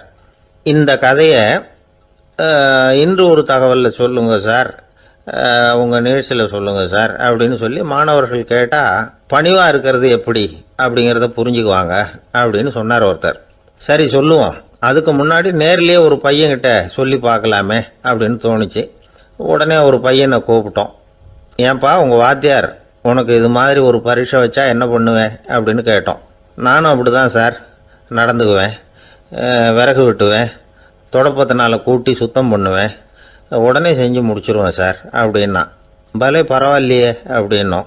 ஆமாம் சார், அப்படி செஞ்சால் தானே வீட்டுக்கு அனுப்புவார், இல்லைன்னா இன்னொரு வருஷம் இங்கேயே இருந்து படின்னு சொல்லிவிடுவார், அதனால் அப்படி செய்வேன் அப்படிங்கிறான் அந்த பையன். பிரிட்டிஷ் ஆட்சி நடந்துக்கிட்டு இருந்த காலம் 1920களின் கடைசி. அப்போ நடந்த ஒரு உண்மை நிகழ்ச்சி இது. ஒரு கல்யாண மாப்பிள்ளை ரயிலில் இறங்க போகிறார். அவரை வரவேற்க ஒரு ராஜ குடும்பமே காத்துக்கிட்டு இருக்குது. மங்களூர்லேருந்து இறங்குற அந்த மாப்பிள்ளை யார் தெரியுமா? ஒரு நாய். உண்மைதான், அந்த நாய்க்கு தான் கல்யாணம். சுதேசி சமஸ்தானத்து மன்னர்களில் ஒருத்தர் ஜூனாகட் மகாராஜா. அவரோட வளர்ப்பு நாய் ரோஷனாரா. அதுக்கு கல்யாணம் பண்ணி வைக்கணும்னு ஆசைப்பட்டார். மாப்பிள்ளை தேடினார். மங்களூர் மகாராஜாவோட வளர்ப்பு நாய் ஒன்று இருந்தது, பேர் பாபி. இது ரெண்டுக்கும் கல்யாணம் நடத்த முடிவு பண்ணார். திருமணத்துக்கு வேண்டிய எல்லா ஏற்பாடுகளையும் பண்ணுங்க அப்படின்னு உத்தரவு போட்டார். ஆயிரக்கணக்கான அழைப்புதழ்கள், பல சமஸ்தான மன்னர்கள், ஜமீன்தார்கள், பிரிட்டிஷ் அதிகாரிகள், பெரிய பணக்காரங்க, இப்படி நிறைய பேருக்கு அழைப்புதழ்கள் அனுப்பி வச்சாங்க. பத்திரிகையை பார்த்தவங்கெல்லாம் திகைச்சு போயிட்டாங்களாம். இருந்தாலும் என்ன பண்ணுறது, ராஜாவே அழைக்கிறார், போகாமல் இருக்க முடியுமா? அந்த சமயத்தில் நாட்டின் கவர்னர் ஜெனரலாக இருந்தவர் இர்வின் பிரபு. அவருக்கும் ஒரு பத்திரிக்கை போயிருக்குது. வாங்கி பார்த்ததும் அவருக்கு பயங்கர எரிச்சல். உடனே குப்பை தொட்டியில் போட்டுவிட்டாராம். மாட்சிமை தங்கிய பிரிட்டன் சக்கரவர்த்தியின் பிரதிநிதியான தன்னை கேவலம் ஒரு நாயின் திருமணத்துக்காக அழைக்கிறதா அப்படின்னு அவருக்கு ஆத்திரம். இருந்தாலும் கல்யாணம் பிரமாதமாக நடந்துதான். கல்யாணத்தன்னைக்கு பொண்ணுக்கு ஸ்பெஷல் குளியல், தண்ணீருக்கு பதிலாக வாசனை திரவியங்கள், பன்னீர், குளித்ததுக்கு அப்புறம் அலங்காரம், வைர மாலை, முத்து மாலை, ஏகப்பட்ட அலங்காரம். மாப்பிள்ளையை அழைக்கிறதுக்கு ரயில்வே ஸ்டேஷனில் ராஜ குடும்பமே காத்துக்கிட்டு இருக்குது. அவங்களோட வளர்ப்பு நாய்கள் 250. அத்தனை நாய்களுக்கும் பட்டு துணி போத்தி இருக்குது. முத்து வடங்கள் அணிவிச்சிருக்கிறாங்க. எல்லாம் ராஜ நாய்கள். அதுகளையும் வீதியில் நடக்க விடலையாம். அதுகளை சுமந்துக்கிட்டு போக அலங்கரிக்கப்பட்ட யானைகள் காத்துக்கிட்டு இருக்குதான். மாப்பிள்ளைக்கு வரவேற்பு எப்படி தெரியுமா? அது நடந்து வர்ற பாதை பூரா ரத்தன கம்பளம் விரிச்சிருக்குது. 2 பக்கமும் ராஜாங்க அதிகாரிகள் கைகட்டி நிற்கிறாங்க. அரசு படை வீரர்கள் அணிவகுப்பு மரியாதை செலுத்துகிறாங்க. அந்த நாய் ராஜ மரியாதையோடு நடந்து வருது. நகையெல்லாம் போட்டுக்கிட்டு வருது. திருமண மண்டபத்துக்கு சேருது. அங்கே கல்யாணம் அமோகமாக நடக்குது. இந்த திருமணத்தை முன்னிட்டு அந்த ஜூனாகட் சமஸ்தானத்துக்கு 3 நாள் விடுமுறை வேறு.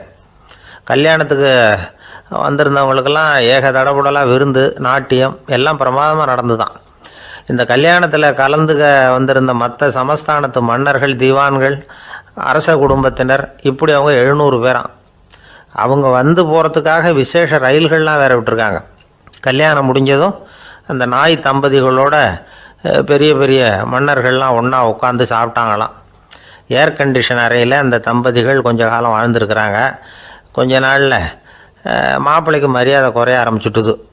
வெளியில் துரத்தி விட்டாங்களாம். அந்த பெண் நாய் மட்டும் ராஜ போகங்களை அனுபவித்து வந்து தான். இந்த கல்யாணத்தை பார்த்துட்டு தொடர்ந்து மற்ற சமஸ்தானத்து மன்னர்களும் நாய் திருமணங்கள் நடத்த ஆரம்பிச்சுட்டாங்களாம். இது உண்மையில் நடந்திருக்குது. இப்படி அது இருக்கட்டும். இப்போ நம்ம கதைக்கு வருவோம். ஒரு ராஜாவுக்கு ரொம்ப நாள் கழித்து ஒரு குழந்தை பிறந்து தான். அரண்மனை ஜோசியரை கூப்பிட்ருக்கார் ராஜா. ஜோசியரே, என் மகன் வருங்காலத்தில் சிறந்த வாழ் வீரனாக வரணும்னு ஆசைப்படுறேன், வருவானாங்கிறத கொஞ்சம் பார்த்து சொல்லுங்களேன் அப்படின்னாராம். ஜோசியர் சொன்னார், மன்னா, உங்கள் புள்ள வாழ் வீரனாக வர்றது கஷ்டம். ஆனால் அவரும் உங்களை மாதிரியே நாய்க்குட்டிகள் பேரில் பிரியமாக இருப்பார். அதுகளுக்கு கல்யாணமும் பண்ணி வைப்பார் அப்படின்னாராம். அது எப்படி கண்டுபிடிச்சிங்க அப்படின்னு கேட்டிருக்கார் ராஜா. அரசே, உங்கள் பிள்ளைக்கு வாழ் மேலே உள்ள பிரியத்தை காட்டிலும் நாய் மேலே உள்ள பிரியம் அதிகங்கிறதுக்கான அறிகுறி இப்போவே தெரியுது. நல்லா கவனித்து பாருங்கள். அவர் வாழ்னு கத்துறாரு அப்படின்னாரு. கவனித்து பார்த்துட்டு அப்படி எனக்கு காதில் விழலையே அப்படின்னாராம் மன்னர். அதனால தான் சொன்னேன், அவர் கத்துறது வாழ்னு கத்தலை, வள்ளுன்னு கத்திக்கிட்டு இருக்கார், அதனால தான் அப்படி சொன்னேன் அப்படின்னாராம் அரண்மனை ஜோசியர். உங்கள் பையன் எப்படி சார் இருக்கான் அப்படின்னு விசாரித்தார் ஒருத்தர். அவன் என்ன சார், எதை சொன்னாலும் காதில் ஆக மாட்டேங்கிறான், அவன் பாட்டுக்கு போகிறான் வர்றான் அப்படின்னு சொல்லி அழுத்துக்கிட்டார் அப்பா. பெரியவங்க சொல்கிறத சின்ன பிள்ளைங்க கேட்கறது இல்லைங்கிறது ஒரு குறை. பெரியவங்க சொல்கிறது சின்ன பிள்ளைங்க காதிலேயே விழறது இல்லைங்கிறது ஒரு குறை. இது கொஞ்சம் சீரியஸான விஷயம், கவனித்து பார்க்கணும். ஒரு குழந்தைக்கு காது சரியாக கேட்குதா இல்லையா அப்படிங்கிறத நாம் தான் கவனித்து பார்த்து கண்டுபிடிக்கணும். அதுவாக நம்மக்கிட்ட தவழ்ந்து வந்து அப்பா எனக்கு காது கேட்கல அழைச்சிட்டு போங்க டாக்டர்கிட்ட அப்படின்னுலாம் சொல்லிகிட்டு இருக்காது. அது சரி, ஒரு குழந்தைக்கு காது சரிவர கேட்குதா இல்லையா அப்படிங்கிறத முன்கூட்டியே நாம் தெரிஞ்சுக்கிறது எப்படி? அதுக்கு சில வழி இருக்குது. உங்கள் குழந்தைய கொஞ்சம் அப்படியே கவனித்து பாருங்கள். அடிக்கடி ஜலதோஷம், காதில் அரிப்பு ஏற்படுதா, மூக்கு விரிவாகவும் அப்புறம் டான்சில், அடினாய்டு, சத அழற்சி இது மாதிரி ஏதாவது இருக்கா, வாயிலிருந்து எச்சில் ஒழுகுதா, குழந்தை வாயினால் சுவாசிக்குதா, பற்கள் முன்னாடி தள்ளி வளருதா, இதெல்லாம் அதுக்கு அறிகுறி. அப்புறம் இந்த VBDF TH இப்படி இந்த ஒலிகள் சேர்ந்த வார்த்தைகளை குழந்தை சரியாக புரிஞ்சுக்காது. இப்போ உதாரணத்துக்கு பட்டுன்னு சொல்லு குழந்தை அப்படின்னீங்கன்னா அது கட்டுன்னு சொல்லும். அதாவது பட்டு சவுண்டை அதால் புரிஞ்சிக்க முடியல. அப்புறம் உங்கள் குழந்தை உங்களை உறக்க பேச சொல்கிறானா, அடிக்கடி கேள்வி கேட்குறானா, சாப்பிட்றப்போ கவனம் இல்லாமல் இருக்கானா, படிப்பில் போதுமான முன்னேற்றம் இல்லையா, வகுப்பில் சரியாக கவனிக்கிறது இல்லையா, இப்படிலாம் இருந்தால் ஆரம்பத்திலேயே டாக்டர்கிட்ட அழைச்சிட்டு போய் சிகிச்சையை ஆரம்பிச்சுடலாம், குணப்படுத்தி விடலாம். குழந்தைக்கு காது சரியாக கேட்கலன்னா நீங்கள் செய்ய வேண்டியது என்ன தெரியுமா? அவனுக்கு காது கேட்கலேங்கிறதுக்காக அவன் முன்னாடி சத்தம் போட்டு பேசக்கூடாது. மெதுவாக சீராக பேசணும், அவனை பார்த்து பேசணும். உங்கள் உதட்டு அசைவுகள் அவனுக்கு உதவும், அதை பார்த்தே புரிஞ்சுக்குவான். நீங்கள் வாயில் வெத்தலை பாக்கு போட்டுக்கிட்டோ புகை பிடிச்சிக்கிட்டோ பேசக்கூடாது. அப்படி பேசினா அவனால் அந்த உச்சரிப்பை சரியாக புரிஞ்சிக்க முடியாது. ஒரு வார்த்தையை சொல்கிறீங்க, அவனுக்கு புரியல அப்படின்னா அதே வார்த்தையை மறுபடியும் சொல்லணும். அவனுக்கு நீங்கள் முதல்ல சொன்ன வார்த்தை புரியலேன்னு நினச்சிக்கிட்டு மறுபடியும் திருப்பி சொல்கிறப்போ அதே அர்த்தம் வரக்கூடிய வேறு வார்த்தையை சொல்லக்கூடாது. இப்படிலாம் நடந்துக்கிட்டால் அவனுக்கு மன திடத்தை ஏற்படுத்த முடியும். இல்லைன்னா அவனுக்கு தாழ்வு மனப்பான்மை வந்துடும். குழந்தைக்கு காது கோளாறுன்னா ஆரம்பத்திலேயே டாக்டர்கிட்ட அழைச்சிட்டு போனால் போதும், குணப்படுத்தி விடலாம். அப்புறம் பார்த்துக்கலாமே அப்படின்னு அலட்சியமாக இருந்துட்டால் தான் கஷ்டம். சில பேர் கோபத்தில் சின்ன பிள்ளைங்க காதை பிடிச்சி திருகிறது உண்டு. இது ரொம்ப தப்பு. காது கையோடு வந்துட்டால் என்ன பண்ணுறது? ஒரு வேடிக்கை கதை, அது கதை தான், நிஜமாக நடந்ததில்லை, அது மாதிரி நடக்கவும் நடக்காது. ஒரு வேடிக்கைக்காக சொல்லப்படுற கதை. அதாவது ஒரு வீட்டில் அப்பா அம்மாவை பார்த்து சொல்லிகிட்டு இருக்கார், இதை பாரு, நாளைக்கு காலையில் என்னை சீக்கிரம் எழுப்பி விட்ரு, நான் செங்கல்பட்டு வரைக்கும் போயிட்டு வர வேண்டியிருக்கு அப்படின்னாராம். இதை அவங்க பையன் காதில் வாங்கிட்டு இருக்கான். அப்பாவுக்கு சிரமம் வேண்டாமே அப்படின்னு நினச்சி அவனே காலையில் யாருக்கும் தெரியாமல் எழுந்திரிச்சு புறப்பட்டு செங்கல்பட்டுக்கு போட்டான். சாயந்தரமாக திரும்பி வந்தான். அப்பா பையனை காணாமல் அலமோதிக்கிட்டு இருக்கிறார். சாயந்தரமாக பையனை பார்த்ததும் எங்கடா போயிட்டு வந்தேன்னு கேட்டார் கோவமாக. செங்கல்பட்டுக்கு போயிட்டு வந்தேன்ப்பா, நீ வேணா அலைய வேண்டாமேன்னு அப்படின்னா. எதுக்கடா போனேன்னு அதட்டினார். அதான்ப்பா, நீ நேற்று அம்மாக்கிட்ட சொல்லிக்கிட்டு இருந்த, அதை காதில் வாங்கினேன், உனக்காக நான் போயிட்டு வந்தேன் அப்படின்னா. உடனே எந்த காதில் வாங்கினேன் அப்படின்னு சொல்லி காதை பிடிச்சி திருகினார். அந்த காது கையோடு வந்துட்டுது. இது நடந்து கொஞ்ச நாள் கழித்து அந்த அப்பாவும் பையனும் கடத்தெருவில் போய்கிட்டு இருக்கிறாங்க. எதிரில் ஒரு நாய் ஓடி வந்தது. அதுக்கு 2 காதும் இல்லை. என்ன இது, இந்த நாய்க்குட்டிக்கு 2 காதும் இல்லை அப்படின்னார் அப்பா. அதுக்கு பையன் சொல்கிறான், அப்பா அது 2 தடவை செங்கல்பட்டுக்கு போயிட்டு வந்துடுவோம் அப்படின்னானா. ஒரு அப்பாவுக்கு 2 பிள்ளைங்க. மூத்தவன் ரொம்ப அடக்கம், அப்பா எது சொன்னாலும் கேட்பான், பெரியவங்களுக்கு கீழ்ப்படிஞ்சு நடப்பான். இளையவன் அப்படி இல்லை, தான் நினச்சதை தான் சொல்லுவான், செய்வான். அடுத்தவங்க சொல்கிறத கேட்க மாட்டான், அடங்கி நடக்க மாட்டான். இந்த 2 பேரில் யாரை உங்களுக்கு பிடிக்கும்? பெரியவனை தான் பிடிக்கும். ஏன்னா அவன் தான் சொல்கிற பேச்சை கேட்குறவன் அப்படின்னு சொல்லுவீங்க. ஆனால் ஒரு ஞானி என்ன சொல்கிறார் தெரியுமா? ஒரு குழந்தை அதன் அறிவுக்காக மதிக்கப்பட வேண்டுமே தவிர அதனுடைய கீழ்ப்படியும் தன்மைக்காக அல்ல அப்படிங்கிறார். நம்ம குழந்தைகளை சுயமாக சிந்திக்கிறதுக்கு நாம் விடுறதில்லை, மற்றவங்கள பார்த்து காப்பி அடிக்கிறதுக்கு தான் நாம் அவங்களுக்கு கற்றுக் கொடுக்குறோம். புகழ்பெற்ற மனிதர்கள் சிலருடைய பேரை சொல்லி நீயும் அவர் மாதிரி ஆகணும், இவர் மாதிரி ஆகணும் அப்படின்னு சொல்லிகிட்டே இருக்கிறோம். குழந்தைகள் தங்களுடைய தனித்தன்மையை வளர்த்துக்கிறதுக்கு நாம் தடையாக இருக்கிறோம். ஒரு குழந்தைகிட்ட அனாவசியமாக நம்பிக்கையை வளர்த்துடக்கூடாது, எந்த கோட்பாட்டையும் திணிக்கக்கூடாது. நாம் ஏற்கனவே அர்த்தமில்லாத கருத்துக்களையும் கொள்கைகளையும் மனசில் போட்டு நிரப்பி வச்சுருக்கிறோம். இந்த உலகத்துக்கு புதுசாக சேர்ந்திருக்கிற ஒரு குழந்தையின் தூய்மையான மனசில் நம்ம கருத்துக்களை அறிமுகம் செய்ய அல்லது திணிக்கிறதுக்கு நமக்கு எந்த அதிகாரமும் கிடையாது. ஒரு குழந்தைய நீ இந்த மதத்தை சேர்ந்தவன் அப்படின்னு பிறந்ததுமே ஒரு முத்திரை குத்தி போடுறோம். இது அதோட சுதந்திரத்தை ஆரம்பத்திலேயே கிள்ளி எறிகிறது மாதிரி தான். நீங்கள் ஒரு மதத்தின் வழிமுறைகளை கடைப்பிடிச்சிக்கிட்டு வர்றீங்க, அந்த வழியில் போய்கிட்டு இருக்கிறீங்க, சரி, அதனால் போகிறீங்க. அதுக்காக உங்கள் குழந்தையையும் அதே வழியில் தான் வரணும் அப்படின்னு கட்டாயப்படுத்துறதுக்கு உங்களுக்கு என்ன உரிமை இருக்குது? அந்த குழந்தை சுயமாக சிந்தித்து ஒரு முடிவுக்கு வரட்டுமே, அதுக்கு நீங்கள் ஏன் தடையாக இருக்கிறீங்க? நமக்கு உண்மையிலேயே நம்ம குழந்தை மேலே அன்பு இருந்தால் இது மாதிரி திணிப்பு வேலைகளை செய்யக்கூடாது. திணிப்பு வேலைகளிலிருந்து குழந்தைகளை காப்பாற்றினா போதும். அதுதான் ரொம்ப முக்கியம். அடுத்த தலைமுறை அற்புதமான தலைமுறையாக உருவாகும். நாம் தான் சாதி மத சங்கடங்களில் மாட்டிக்கிட்டு தவிக்கிறோம்.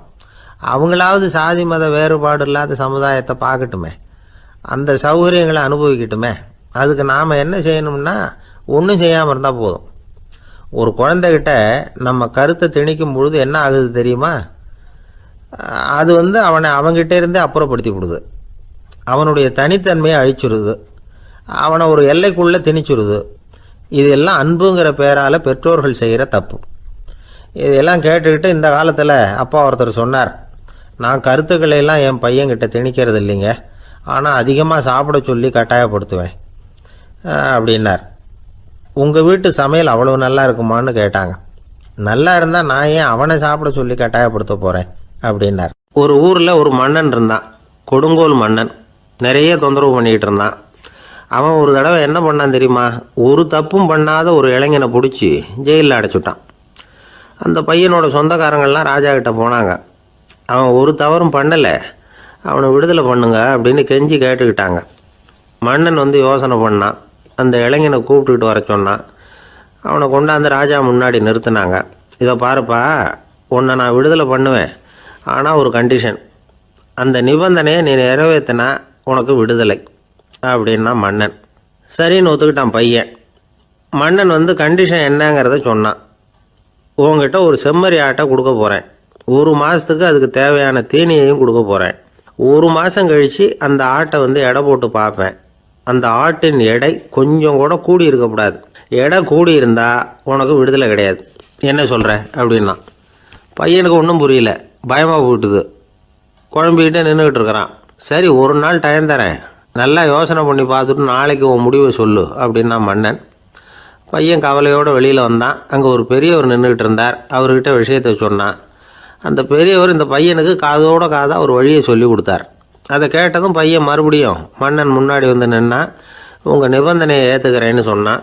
மன்னன் ஒரு ஆட்டுக்குட்டியையும் அதுக்கு 1 மாதத்துக்கு தேவைப்படுற தீவனத்தையும் கொடுக்கும்படியாக உத்தரவு போட்டான். கொடுத்தாங்க, ஓடிட்டு போயிட்டான். 1 மாதம் தினமும் தவறாமல் அந்த தீவனத்தை ஆட்டுக்குட்டிக்கு போட்டுக்கிட்டு இருக்கிறான். 1 மாதம் கழித்து அந்த ஆட்டை அரண்மனைக்கு ஓட்டிகிட்டு போனான். மன்னன் அதை எடை போட்டு பார்க்குறான், எடை கூடவே இல்லை, அப்படியே தான் இருக்குது. உடனே போட்ட நிபந்தனைப்படி அந்த இளைஞனை விடுதலை பண்ணிவிட்டான். சரி, ஆட்டுக்கு எடை கூடாமல் இருக்கிறதுக்கு அந்த பெரியவர் சொல்லி கொடுத்த யோசனை என்ன அப்படின்னா, அது வேற ஒன்றும் இல்லை. அந்த ஆட்டுக்கு எதிரில் அது கண்ணில் படுற மாதிரி ஒரு ஓநாயை கட்டி போட சொன்னார். அவ்வளவுதான். ஆட்டுக்கு ஓநாய்ங்கிறது பிறவி பகை. ஓநாயை பார்த்தா ஆடு நடுங்க ஆரம்பிச்சிரும், அவ்வளவு பயம். தினமும் அந்த ஆடு பயந்துக்கிட்டே தீனி சாப்பிட்டுது, எடை கூடலை. அதுதான் ரகசியம். இது சின்ன பிள்ளைங்களுக்கான ஒரு கதை. இதிலேருந்து தெரிஞ்சிக்க வேண்டிய உண்மை என்னென்னா, நாமெல்லாம் சாப்பிட்றப்ப மனசும் உடம்பும் அமைதியாக இருக்கணும். அப்போ தான் அது உடம்புல ஒட்டும். அவசரத்துலேயும் பயத்துலேயும் சாப்பிட்டா அது சரியாக ஜீரணமாகாது. இன்னொரு ராஜா இருந்தார். அவரும் ஒரு இளைஞனை ஜெயிலில் அடைச்சி விட்டார். விடுதலை பண்ணணும்னா ஒரு கண்டிஷன்னார். என்னன்னு கேட்டான். ஒரு ஆட்டுக்குட்டியை அவன் முன்னாடி கொண்டாந்து நிறுத்துவேன், நீ அதுக்கிட்ட ஒரு கேள்வி கேட்கணும், அதுக்கு சரியான பதிலை சொல்லணும். அப்படி செஞ்சுட்டா உனக்கு விடுதலைன்னார். இளைஞன் யோசனை பண்ணி பார்த்தான். சரின்னு ஒத்துக்கிட்டான். அது பிரகாரமே ஆட்டுக்குட்டியை பதில் சொல்ல வச்சுட்டான். என்ன நடந்தது தெரியுமா? ஆட்டுக்குட்டியை கொண்டாந்து நிறுத்தினாங்க. இவன் மெதுவாக அதுக்கிட்ட போனான். அது காதுகிட்ட போய் ஏப்ரலுக்கு அடுத்த மாதம் என்ன மாதம்னு கேட்டான். அது உடனே மேன்னு கத்திச்சு. இவன் விடுதலை ஆகிட்டான். ஆந்திர நாட்டில் ஒரு அரசர் இருந்தார். அந்த அரசர்கிட்ட ஒரு அமைச்சர் இருந்தார். அந்த அமைச்சர் பேர் ராயண பாஸ்கர். அவர் ஒரு பெரிய அறிவாளி. அது மட்டும் இல்லை, மிகச்சிறந்த கொடையாளி. யார் வந்து எது கேட்டாலும் இல்லைன்னு சொல்ல மாட்டாராம். அதன் காரணமாகவே அவர்கிட்ட இருந்த செல்வம் நாளுக்கு நாள் குறைஞ்சிக்கிட்டே வந்துட்டு தான். கடைசியில் குடும்பத்துக்குன்னு எதுவும் வைக்காமலே அவர் போய் சேர்ந்துட்டார். மகனும் இறந்துட்டார். அந்த குடும்பத்தில் மிஞ்சி இருந்தது அவருடைய மருமகள், ஒரு பேரன், அவ்வளவுதான். இருந்த ஒரே சொத்து பழுதடைஞ்ச ஒரு வீடு. அந்த அம்மா மற்ற வீடுகளில் வேலை செஞ்சு தன்னுடைய பிள்ளைய படிக்க வச்சுக்கிட்டு வராங்க. அந்த புள்ள ஒரு பெரிய வள்ளலுடைய பேரனுங்கிறது அந்த பள்ளி வாத்தியார்களுக்கும் தெரியும். அதனால் அவங்களும் இவங்ககிட்ட கொஞ்சம் அன்பாகவும் அக்கறையாகவும் பழகி பாடம் சொல்லி கொடுத்துக்கிட்டு இருக்கிறாங்க. ஒரு நாள் ஒரு புகழ்பெற்ற கவிஞர் ஒருத்தர் அந்த பள்ளிக்கூடத்துக்கு வந்திருக்கிறார். ஆசிரியர்கள்கிட்ட பேசிக்கிட்டு இருந்தப்போ ஒரு செய்தியை சொன்னாராம். ராயண பாஸ்கருங்கிற வள்ளல் எனக்கு நிறைய உதவிகள் செஞ்சுருக்கார், என்னை பாராட்டி பரிசுகள்லாம் கொடுத்துருக்கிறார். அந்த வள்ளல் வாழ்ந்த கிராமத்தை பார்க்கணுங்கிறதுக்காக தான் இப்போ இங்கே வந்திருக்கிறேன் அப்படின்னாராம். ஆசிரியர் உடனே இந்த பையனை கூப்பிட்டு, இதை பாருங்கள், இவன் யார் தெரியுமா? நீங்கள் குறிப்பிடுகிற அந்த வள்ளலின் பேரன் அப்படின்னு அறிமுகப்படுத்தினாராம். கவிஞரின் கண்களில் ஆனந்த கண்ணீர். அந்த பரவச நிலையிலேயே அந்த வள்ளலை பற்றி கவி பாட ஆரம்பிச்சிட்டாராம். இந்த சின்ன பையன் அதை கேட்டிருக்கிறான். உடனே என்ன பண்ணான் தெரியுமோ? தன் கையில் அணிஞ்சிருந்த ஒரு பொன் வளையலை கழட்டி அந்த கவிஞருக்கு பரிசாக கொடுத்துட்டானான். எல்லாருக்கும் ஆச்சரியம்.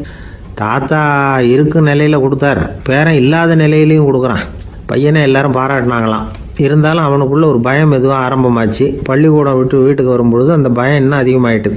அம்மா என்ன சொல்லுவாங்களோ தெரியலையே, ஏதோ திடீர்னு தோணிச்சு வளையலை கட்டி கொடுக்கணும்னு கொடுத்துட்டோம். குடும்பம் இருக்கிற நிலையில் இப்படி நான் செஞ்சது தப்பா? வீட்டு செலவுக்கே அம்மா எவ்வளவு கஷ்டப்படுறாங்க, வீட்டுக்கு போனதும் என்ன நடக்குமோ தெரியலையே அப்படின்னு நினச்சி பயந்துக்கிட்டே அவன் வீட்டுக்குள்ளே அடி எடுத்து வைக்கிறான். அம்மா கூப்பிட்டு சாப்பாடு போட்டாங்க. அவங்க கண்ணில் படக்கூடாதுங்கிறதுக்காக ஒரு கையை பின்னாடி மறைச்சிக்கிட்டே இருந்தான். அம்மா இதை கவனிச்சிட்டாங்க. ஏய், உன் கையை ஏன் அப்படி வச்சுருக்கிற? உன் கைக்கு என்னாச்சு? ஏதாவது அடிபட்டு போச்சா அப்படின்னு கேட்டுக்கிட்டே கையை எடுத்து பார்க்குறாங்க. வளையலை காணலை. வளையல் எங்கே அப்படின்னு கேட்குறாங்க. இவன் தயங்கிக்கிட்டே நடந்ததை சொல்கிறான். அதை கேட்டதும் அந்த அம்மாவோட முகம் கோபத்தால் சவுந்து போச்சான். முட்டாளே, என்ன காரியம் பண்ண அப்படின்னு கன்னத்தில் அரைஞ்சிட்டாங்களாம். அம்மா, என்னை அடிக்காத, ஏதோ தெரியாமல் தப்பு பண்ணிட்டேன் அப்படின்ட்டுருக்கான். மகனே, வளையலை கொடுத்ததுக்காக நான் உன்னை அடிக்கலை அப்படிங்க, பின்ன எதுக்கு அடித்தேன்னு கேட்டிருக்கான். உன் பாட்டனார் வந்து ஒரு பெரிய வள்ளல், அவர் எதையும் பாதி வேலையை செய்கிறதில்ல. அவருடைய பேரை நீ அரைகுறை வேலை செஞ்சுட்டு வந்திருக்கிற அப்படின்னாங்களாம். என்னம்மா சொல்கிறேன்ருக்கான். நீ ஒரே ஒரு வளையலை மட்டும்தானே கட்டி கொடுத்துருக்குற, கொடுக்குறதா இருந்தால் ரெண்டையும் சேர்த்துல கொடுத்துருக்கணும், அதுதானே உங்கள் தாத்தாவுக்கு பெருமை அப்படின்னாங்களாம். அம்மா, தெரியாமல் இப்படி செஞ்சுட்டேன், உங்கள்கிட்டையும் அரை வாங்கிட்டேன் அப்படி இப்படின்னு அவன் சொல்லியிருக்கிறான். இப்போ அம்மா கொஞ்சம் இருங்க, அந்த கவிஞர் இன்றைக்கி நம்ம ஊரில் தான் தங்கியிருப்பார், நாளைக்கு காலையில் தான் அவர் வந்து எங்கே இருக்காருன்னு விசாரித்து இன்னொரு வளையலையும் கொடுத்துட்றேன் அப்படின்ட்டுருக்கான். மகனே, நல்ல செயல்களையெல்லாம் நாளைக்குன்னு ஒத்தி போடாத. நாளைக்கு என்ன நடக்குங்கிறது யாருக்கு தெரியும்? இப்போவே போ, எங்கே இருக்காருன்னு பாரு அப்படின்ட்டுருக்காங்க. மகன் புறப்பட்டான். பள்ளி ஆசிரியர்கிட்ட போய் கேட்டானான் அந்த கவிஞர் எங்கே இருக்காருன்னு. அவர் சொன்னாராம். உடனே போய் அவர் இருக்கிற இடத்துல கதவை தட்டியிருக்கான். ராத்திரி நேரத்தில் இவனை கண்டதும் அவருக்கு ரொம்ப ஆச்சரியம். இவன் இன்னொரு கை வளையலையும் எடுத்து நீட்டியிருக்கான். அவர் திகைச்சு போய் நிற்கிறார். அவரால் என்ன பண்ணுறதுன்னே தெரியல. ஆனந்த கண்ணீர். இது வந்து பெரியவர்கள் கூற கேட்ட ஒரு வரலாறு. இன்றைக்கி இப்படிப்பட்டவங்களை பார்க்க முடியுமா? வறுமை வந்து வள்ளல் தன்மையை ஒன்று செய்து விடாதுங்கிறதுக்கு இது ஒரு உதாரணம். ஒருத்தன் இன்னொருத்தனை பார்த்து கேட்டானா, எங்கள் தாத்தா உங்கள் தாத்தாவுக்கு 100 ரூபா கடன் கொடுத்துருக்கிறார், அதை எப்போ திருப்பி கொடுக்க போகிறேன்னு. கவலைப்படாத, எங்கள் பேரன் அதை உங்கள் பேரன்ட்ட திருப்பி கொடுத்துருவான் அப்படின்னு அவன். எனக்கு வாழ்க்கையே வெறுத்து போச்சு சார் அப்படின்னு சொல்லிட்டு ஒருத்தர் வந்தார். வந்து கொஞ்ச நேரம் பேசினதுக்கப்புறம் அவர் அப்படி சொல்லியிருந்தால் அதில் ஒரு அர்த்தம் இருந்திருக்கும். வர்றதுக்கு முன்னாடியே வாழ்க்கை வெறுத்து போச்சுன்னு சொல்லிட்டு வர்றார். என்ன சார் விஷயம்னு விசாரித்தோம். எங்கள் வீட்டில் தினம் 3 வேளையும் ஒரே மாதிரி சாப்பாடு சார், வித்தியாசமே கிடையாது. இப்படியே 3 மாதமாக சாப்பிட்டுக்கிட்டு இருக்கிறேன். அதை விட பட்டினி கிடந்து செத்துடலாம்னு தோணுது அப்படின்னார். ஒரு பெரியவர் சொன்ன தத்துவத்தை சொல்கிறதுக்கு ஆள் கிடைக்காம தவிச்சுக்கிட்டு இருந்தோம். இப்போ ஒருத்தர் கிடைச்சிட்டார், விட்டுலாமா? உடனே அவரை உட்கார வச்சு சொல்ல ஆரம்பிச்சிட்டோம். அதாவது நாம் அனுபவிக்கிற உணர்வுகளில் களிப்பு, மகிழ்வு, ஆனந்தம், இது 3க்கும் ஒன்றுக்கு ஒன்று வித்தியாசம் உண்டு. மேம்போக்காக பார்க்குறதுக்கு இது 3 ஒன்று மாதிரி தோணும். ஆனால் அது அப்படி இல்லை. களிப்புங்கிறது உடம்பை பொறுத்தது, மகிழ்வுங்கிறது மனசை பொறுத்தது, ஆனந்தம்ங்கிறது ஆன்மாவை பொறுத்தது. இப்படி இந்த 3 வகையான அந்த சுவைப்புகளின் தன்மையும் வேற வேற. இப்போ முதல்ல களிப்புங்கிறத எடுத்துக்குவோம். நம்ம புலன்களுக்கு களிப்பை தரக்கூடிய பொருள்களுக்கு சில விசேஷ குணம் உண்டு. அது எப்படின்னா, சீக்கிரமே சலிப்பை உண்டு பண்ணும். ஒருத்தர் அந்த பொருளை எடுத்துக்கிட்டால் அது இன்னொருத்தருக்கு குறைஞ்சிரும். உணவு, உடை இதெல்லாம் களிப்பை தரக்கூடிய பொருள்கள். இப்போ உதாரணத்துக்கு, ஒரு சாப்பாட்டு மேசையில் ஒரு பாத்திரத்தில் 10 இட்லி இருக்குது. அதில் ஒரு 2 இட்லியை நம்ம தட்டில் எடுத்து வச்சு சாப்பிட்றோம். நாம் சாப்பிட்ட அந்த இட்லி நிச்சயமாக எதிரில் உட்காந்துருக்கிறவருக்கு இல்லை, அவருக்கு உபயோகப்படாது. நாம் சாப்பிட்ட அதே இட்லியை அவரும் சாப்பிட முடியாது, அவர் வேறு தான் எடுத்து வச்சுக்கணும். அது மாதிரி நாம் ஒரு சட்டையை எடுத்து போட்டுக்கிறோம், அதே சட்டையை அதே நேரத்தில் இன்னொருத்தர் போட்டுக்க முடியாது. புலன்களுக்கு களிப்பை தரக்கூடிய இது மாதிரி பொருள்கள்லாம் முதல் தடவை நமக்கு கொடுக்குற களிப்பை 2வது தடவையும் கொடுக்காது. 3வது தடவை இன்னும் குறையும், கடைசியில் வெறுப்பாக மாறிடும். ஒவ்வொன்றா இட்லியை தொடர்ந்து சாப்பிட்றோம்னு வச்சுக்கோங்க, முதல் இட்லி தரக்கூடிய சுவையை 30வது இட்லி தராது. முதல் தடவை புது சட்டையை போட்டுக்கிறப்போ நமக்கு இருக்கிற களிப்பு அதே சட்டையை 100வது தடவையாக போட்டுக்கிறோம்னு வைங்க, அப்போ இருக்குமா? இருக்காது. இதுதான் களிப்பு. அதாவது சீக்கிரமே சலிப்பை தரக்கூடியது. ஒருத்தர் எடுத்துக்கிட்டால் இன்னொருத்தருக்கு குறைஞ்சி போகக்கூடியது. ஆனால் மகிழ்ச்சிங்கிறது அப்படி இல்லை. ஒருத்தர் அனுபவிக்கிறதுனால இன்னொருத்தருக்கு குறைஞ்சி போகாது. இப்போ காலையில் சூரியன் உதயம் ஆகிறத பார்த்து சந்தோஷப்படுறோம், அதையே இன்னொருத்தரும் பார்த்து சந்தோஷப்படலாம். ஒரு நல்ல சங்கீதத்தை கேட்குறோம், ஒரு அழகான ஓவியத்தை ரசிக்கிறோம், நீங்கள் ரசிக்கிற அதே நேரத்தில் இன்னொருத்தரும் அதை ரசிக்கலாம். அதனால் அது குறைஞ்சி போகிறதில்ல. இது மகிழ்வு. ஆனால் ஒன்று, ஒரே பாடலை திரும்ப திரும்ப கேட்டுக்கிட்டு இருந்தால் கடைசியில் அலுப்பு தட்டும். அதாவது மகிழ்வுங்கிறது எப்படின்னா, மற்றவங்களோட பகிர்ந்து கொள்றதுனால குறையாது. ஆனால் ஒரே பொருள் மீண்டும் மீண்டும் அனுபவிப்பை தர்றப்போ முதல்ல மகிழ்வு அதிகரித்து அதுக்கப்புறம் அது மங்கி மறைஞ்சு போயிடும். இதுதான் அந்த மகிழ்வுங்கிறதுக்கு இலக்கணம். சரி, இப்போ 3வதாக சுகம் தரக்கூடிய ஆனந்தம்ங்கிறது எப்படின்னா, இது நமக்கு உள்ளே இருந்து சுரக்கிறது. மனசு சலனங்கள்லேருந்து விடுபடுறப்போ இந்த ஆனந்தம் நமக்கு கிடைக்கும். இது நிலையான சுகம், ஆத்ம சுகம். களிப்பிலிருந்து மகிழ்வுக்கும், மகிழ்விலிருந்து ஆனந்தத்துக்கும் செல்றது தான் மனிதன் நடத்த வேண்டிய முக்கியமான பயணம். இவ்வளவு விஷயத்தையும் கேட்டுட்டு இந்த காலத்து பையன் ஒருத்தன் வந்தான். சார், இப்போ நீங்கள் ஒரு சாப்பாட்டு மேசையில் ஒரு 10 இட்லி வைக்கிறீங்க, என்ன உட்கார வைங்க, எதிரில் இன்னொருத்தனை உட்கார வைங்க, நான் களிப்பு மகிழ்வுலாம் தாண்டி நேரடியாக ஆனந்தத்துக்கு பயணம் பண்ணி காட்டுறேன் அப்படின்னா. ஒன்றும் புரியல அவன் சொன்னது. அது எப்படி, என்ன பண்ணுவ நீ அப்படின்னு சொல்லி கேட்டோம் ஆச்சரியமாக. 2 இட்லி சாப்பிட்டா தானே சார் களிப்பு, நான் 10 இட்லியும் மொத்தமாக சாப்பிட்ருவேன், அடுத்தவனுக்கு எதுவும் கிடைக்காது, அவனுக்கு கிடைக்காதபடி நாமே சாப்பிட்டுடுறோம்ல, அதுதானே நமக்கு ஆனந்தம் அப்படின்னு அதுக்கு ஒரு விளக்கம் சொல்கிறான். துஷ்டரை கண்டால் தூர விலகு, இப்படி ஒரு பழமொழி உண்டு. எதுக்காக இப்படி சொல்லி வச்சாங்க? துஷ்டன் ஏதாவது தொந்தரவு கொடுப்பான், அதனால் அவனை கண்டா பயந்துக்கிட்டு ஓடி ஒளிஞ்சிக்கோ அப்படின்னா இதுக்கு அர்த்தம் அப்படி இல்லை.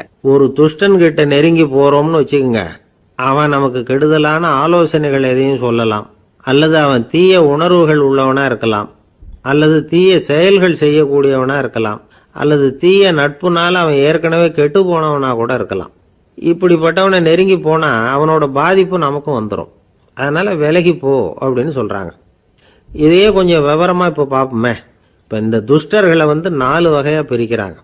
இந்த 4 வகைக்கும் உதாரணம் வேணும்னா வேற எங்கேயும் போக வேண்டியதில்லை, மகாபாரதத்தை பார்த்தாவே போதும். அதில் இந்த 4 வகையான தீயோரும் வர்றாங்க.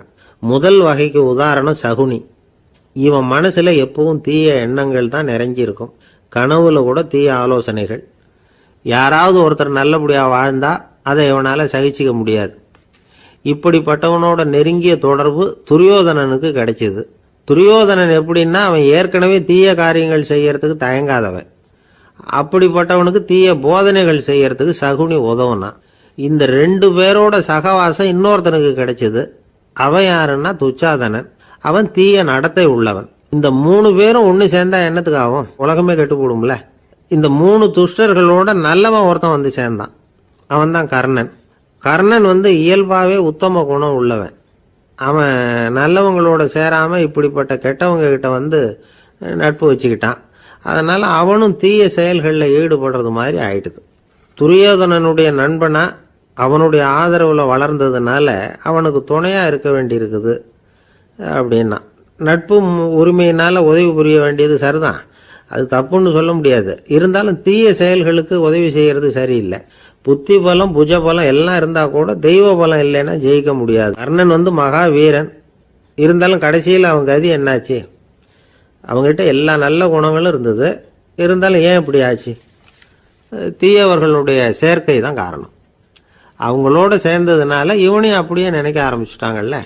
4 வகை துஷ்டர்களில் இவனும் ஒரு வகை அப்படின்னு சொல்ல ஆரம்பிச்சிட்டாங்க. அதாவது தீய ஆலோசனைக்கு சகுனி, தீய உணர்வுகளுக்கு துரியோதனன், தீய செய்கைக்கு துச்சாதனன், தீய நட்புக்கு கர்ணன். இப்படி உதாரணமாயிட்டான். அதனால தான் துஷ்டரை கண்டால் தூர விலகு அப்படின்னு சொன்னாங்க. அது புராண காலம்.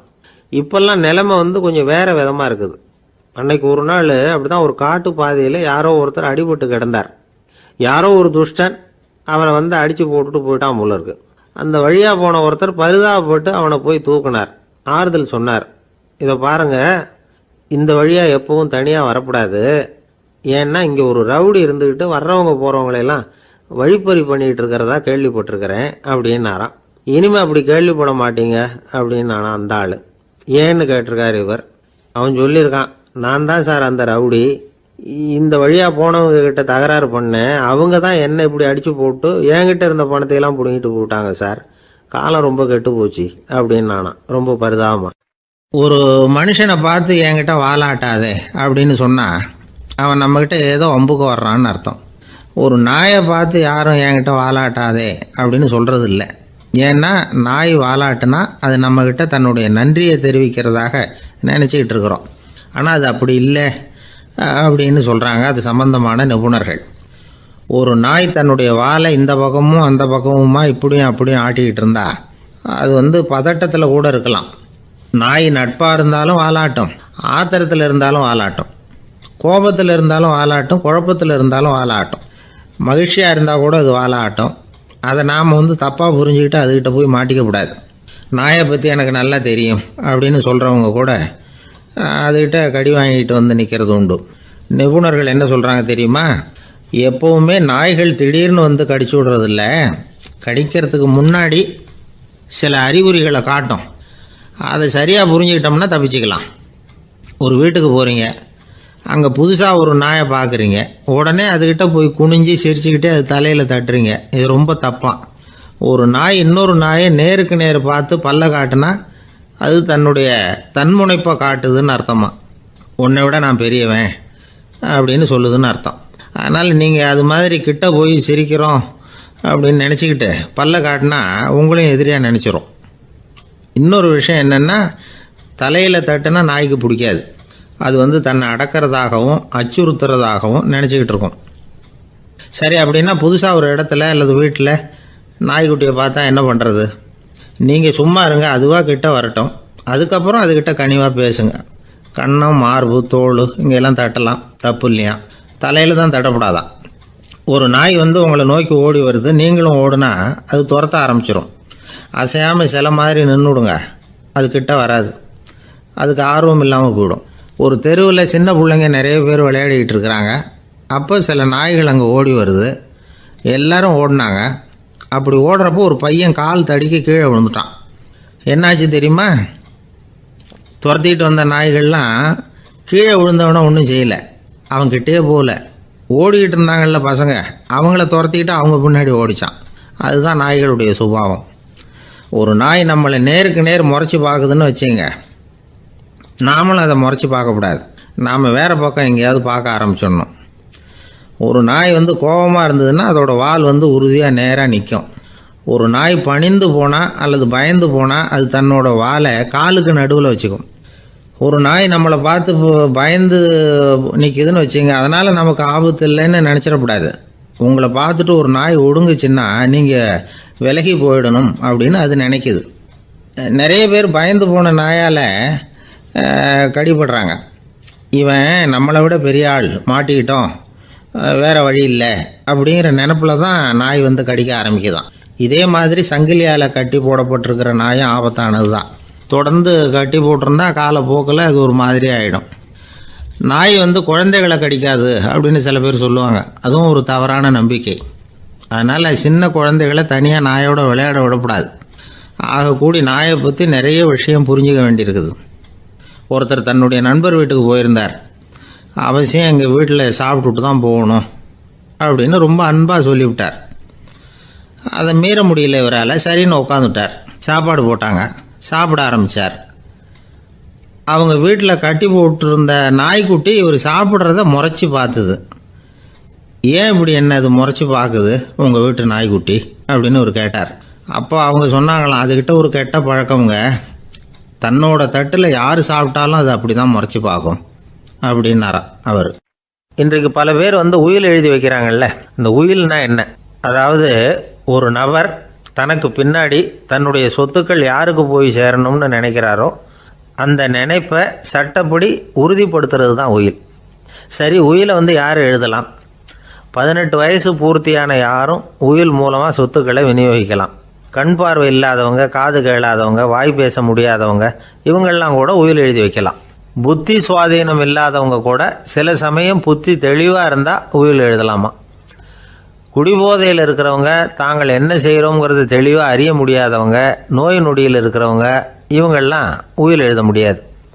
ஒருத்தரை நிர்பந்தப்படுத்தி ஏமாற்றி அல்லது சுய நினைவில்லாத ஒருத்தர்கிட்ட எழுதி வாங்கி வைக்கிற உயில் வந்து செல்லாது. உயிலை வந்து இந்த முறையில் தான், இந்த படிவத்தில் தான் எழுதணும்னு சட்டத்தில் விதி எதுவும் கிடையாது. இதுக்கு முத்திரை கட்டணமும் கிடையாது. உயிலை வந்து வெற்று காகிதத்தில் எழுதலாம். அச்சடிக்கணும், டைப் அடிக்கணுங்கிற அவசியம் கூட இல்லை. கையாலேயே கூட எழுதலாம். எழுதி இருக்கிறது புரியணும், அவ்வளவுதான். குறைந்தபட்சம் 2 சாட்சிகளை வச்சுக்கிட்டு உயில் எழுதுகிறவர் அதில் கையெழுத்து போடணும். கையெழுத்து போட தெரியாதுன்னா இடது கை பெருவிரல் ரேகை வைக்கலாம். உயில் சாசனத்துக்கு சாட்சிகள் கையெழுத்து இல்லைன்னாலும் அது செல்லாது. அப்புறம் ப்ரிவிலேஜ்டு வில் அப்படின்னு இருக்கு. அதுக்கு மட்டும் சாட்சிகள் தேவையில்லை. அது என்னென்னா, இந்த விமானப்படை, கப்பல் படை அல்லது யுத்தத்தில் பணிபுரியும் நபர்கள் அவங்கெல்லாம் இருக்கிறாங்க இல்லையா, அப்படிப்பட்டவங்க எழுதுகிற உயில் அது. அதுக்கு சில விசேஷ சலுகைகள் உண்டு. ஒருத்தர் முதல்ல ஒரு உயில் எழுதி வைக்கிறார், அதுக்கப்புறம் மனசு மாறி போகுது, அது வேணாம்னு நினைக்கிறார், ரத்து செஞ்சுடலாம். அதுக்கப்புறம் வேறு உயிலும் எழுதலாம். உயிரோடு இருக்கிற வரைக்கும் எத்தனை தடவை வேணும்னாலும் உயில் எழுதலாம். கடைசியாக எழுதப்பட்ட உயில் சட்டப்படி சரியாக இருந்தால் அதுதான் அமலுக்கு வரும். சரி, எழுதுகிற உயிலை ரகசியமாக வச்சுருக்கிறது எப்படி? இது ஒரு கேள்வி. இதுக்கு என்ன செய்யணும்னா, ஒருத்தர் உயிலை எழுதினதுக்கு அப்புறம் அவர் தானாவோ அல்லது அங்கீகரிக்கப்பட்ட முகவர் மூலமாகவோ, அதாவது ஒரு ஏஜெண்ட் மூலமாகவோ, ஒரு கவரில் போட்டு சீல் வச்சு கவர் மேலே தன்னுடைய பெயரை எழுதி அல்லது அந்த ஏஜெண்ட் பெயரை எழுதி கவர் மேலே என்ன அடக்கம் செய்யப்பட்டிருக்கு, உள்ளே என்ன இருக்குது அப்படிங்கிற விவரம்லாம் எழுதி சார் பதிவாளர்கிட்ட ஒப்படைக்கலாம். இதுக்கு கட்டணம் உண்டு. அதுக்கப்புறம் எப்போ தேவைப்படுதோ அப்போ ஒரு மனு கொடுத்து அந்த கவரை திரும்ப வாங்கிக்கலாம். இப்போ எழுதுகிற உயிலை இவ்வளவு நாளுக்குள்ளே பதிவு செய்யணுங்கிற கால வரையறை உண்டா அப்படின்னு ஒரு கேள்வி வரலாம் இல்லையா? எப்போ வேணும்னாலும் பதிவு செய்யலாம். நம்மால் ஒருத்தர் ஒரு நாள் ரொம்ப அவசரமாக வந்தார். இந்த உயில் எழுதுறது சம்பந்தமாக பூரா விவரமாக எனக்கு உடனே தெரியணும்னார். நான் உடனே அவரை வக்கீல் ஒருத்தர்கிட்ட அழைச்சிட்டு போனேன். இவர் அவர்கிட்ட எல்லா விவரமும் கேட்டு தெரிஞ்சுக்கிட்டார். ரொம்ப தேங்க்ஸ்ன்னு சொல்லிவிட்டு 2 பேரும் வெளியில் வந்தோம். அதுக்கப்புறம் இவர்கிட்ட கேட்டேன், ஆமாம் இவ்வளவு விவரமாக கேட்குறீங்களே, உங்களுக்கு எத்தனை பிள்ளைங்க சார் அப்படின்னு கேட்டேன். 6 பேர் சார் அப்படின்னார். சரி, இருக்கிற சொத்து எவ்வளவுன்னு கேட்டேன். அதை இனிமே தான் சம்பாதிக்க போகிறேன் அப்படின்னார். ஒரு ஊரில் ஒரு மன்னர் இருந்தார். அழகான அரண்மனையில் அவர் இருந்தார். அந்த அரண்மனையை விட அழகாக ஒரு மாளிகையை அந்த ஊர்லேயே வேற ஒருத்தன் கட்டியிருந்தான். அப்படி கட்டி முடித்ததில் அவனுக்கு ரொம்ப பெருமை. எத்தனையோ செல்வந்தர்கள்லாம் வந்து பார்த்துட்டு, இந்த மாளிகையை விலைக்கு கொடுத்துட்றியா, எவ்வளவு விலை சொன்னாலும் சரி நாங்கள் வாங்கிக்கிறதுக்கு தயாராக இருக்கோம் அப்படின்னு சொல்லி கேட்டு பார்த்துட்டாங்க. நான் இதை விற்கிறதுக்கு தயாராக இல்லை அப்படின்னு சொல்லிவிட்டான். அவ்வளவு சிறப்பாக கலை அம்சத்தோடு அதை கட்டி முடிச்சிருக்கிறான். அதுவே ஒரு பெரிய அரண்மனை மாதிரி இருந்ததுன்னா பார்த்துங்களேன். சுற்றிலும் அழகான பூந்தோட்டம், ஒரு நாள் அவன் எங்கேயோ வெளியூர் போயிட்டு திரும்பி வந்துக்கிட்டு இருக்கிறான். அப்போது அந்த மாளிகை தீப்பெட்டி எரிஞ்சிக்கிட்டு இருக்கு. பதறி போட்டான். விலைக்கு கேட்டவங்க யாராவது இதை செஞ்சுருக்கணும், இல்லைன்னா மன்னரே செய்த சதியே என்னவோ, இப்படிலாம் அவனுக்கு சந்தேகம். ஒரு மூலையில் உட்காந்து அழ ஆரம்பிச்சிட்டான். அந்த சமயத்தில் அவனுடைய மகன் அங்கே ஓடி வந்தான். அப்பா அழாதீங்க, இதை நான் நேற்று ராத்திரியே நம்ம ஊர் மன்னருக்கு விற்றுட்டேன். இதை கட்டி முடிக்க நமக்கு எவ்வளவு செலவாச்சோ அதை போல் 3 மடங்கு விலைக்கு விற்றுட்டேன். கவலைப்படாதீங்க, இதை விட அழகான மாளிகையை நாம் புதுசாக கட்டிக்கலாம்னா. இதை கேட்டதும் அழுதுகிட்டு இருந்தவன் அழுகையை நிறுத்தினான், சிரிக்க ஆரம்பிச்சிட்டான். இதே இடத்த நான் வந்து மன்னர்கிட்ட இருந்து விலைக்கு வாங்குவேன், இதை விட அழகான மாளிகையை கட்டுவேன் அப்படின்னு சுற்றி நின்று எல்லார்கிட்டையும் சொல்லிக்கிட்டு இருந்தான். இந்த சமயத்தில் அவனோட இளைய மகன் ஓடி வந்தான். அப்பா, அண்ணன் சொன்னதெல்லாம் சரிதான், மன்னர்கிட்ட விலை பேசினதெல்லாம் உண்மைதான், ஆனால் விற்றது பேச்சு அளவில் தான். இனிமே தான் பத்திரம் வாங்கணும், எழுதணும், நீங்கள் கையெழுத்து போடணும், பதிவு பண்ணணும், மன்னர்கிட்ட பணம் வாங்கணும். அதுக்காகத்தான் உங்களை எதிர்பார்த்துக்கிட்டு இருந்தோம். அதுக்குள்ளே இப்படி ஆயிட்டுதுன்னா. இப்போ சிரிச்சுக்கிட்டு இருந்தவன் சிரிப்பை நிறுத்தினான். மறுபடியும் குழந்தை மாதிரி அழ ஆரம்பிச்சிட்டான். இது ஒரு சம்பவம். இதிலிருந்து என்ன தெரியுது?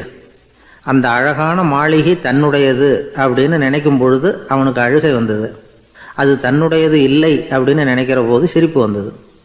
மறுபடியும் அது தன்னுடையது தான் அப்படிங்கிற உணர்வு வரும்பொழுது அழுகை.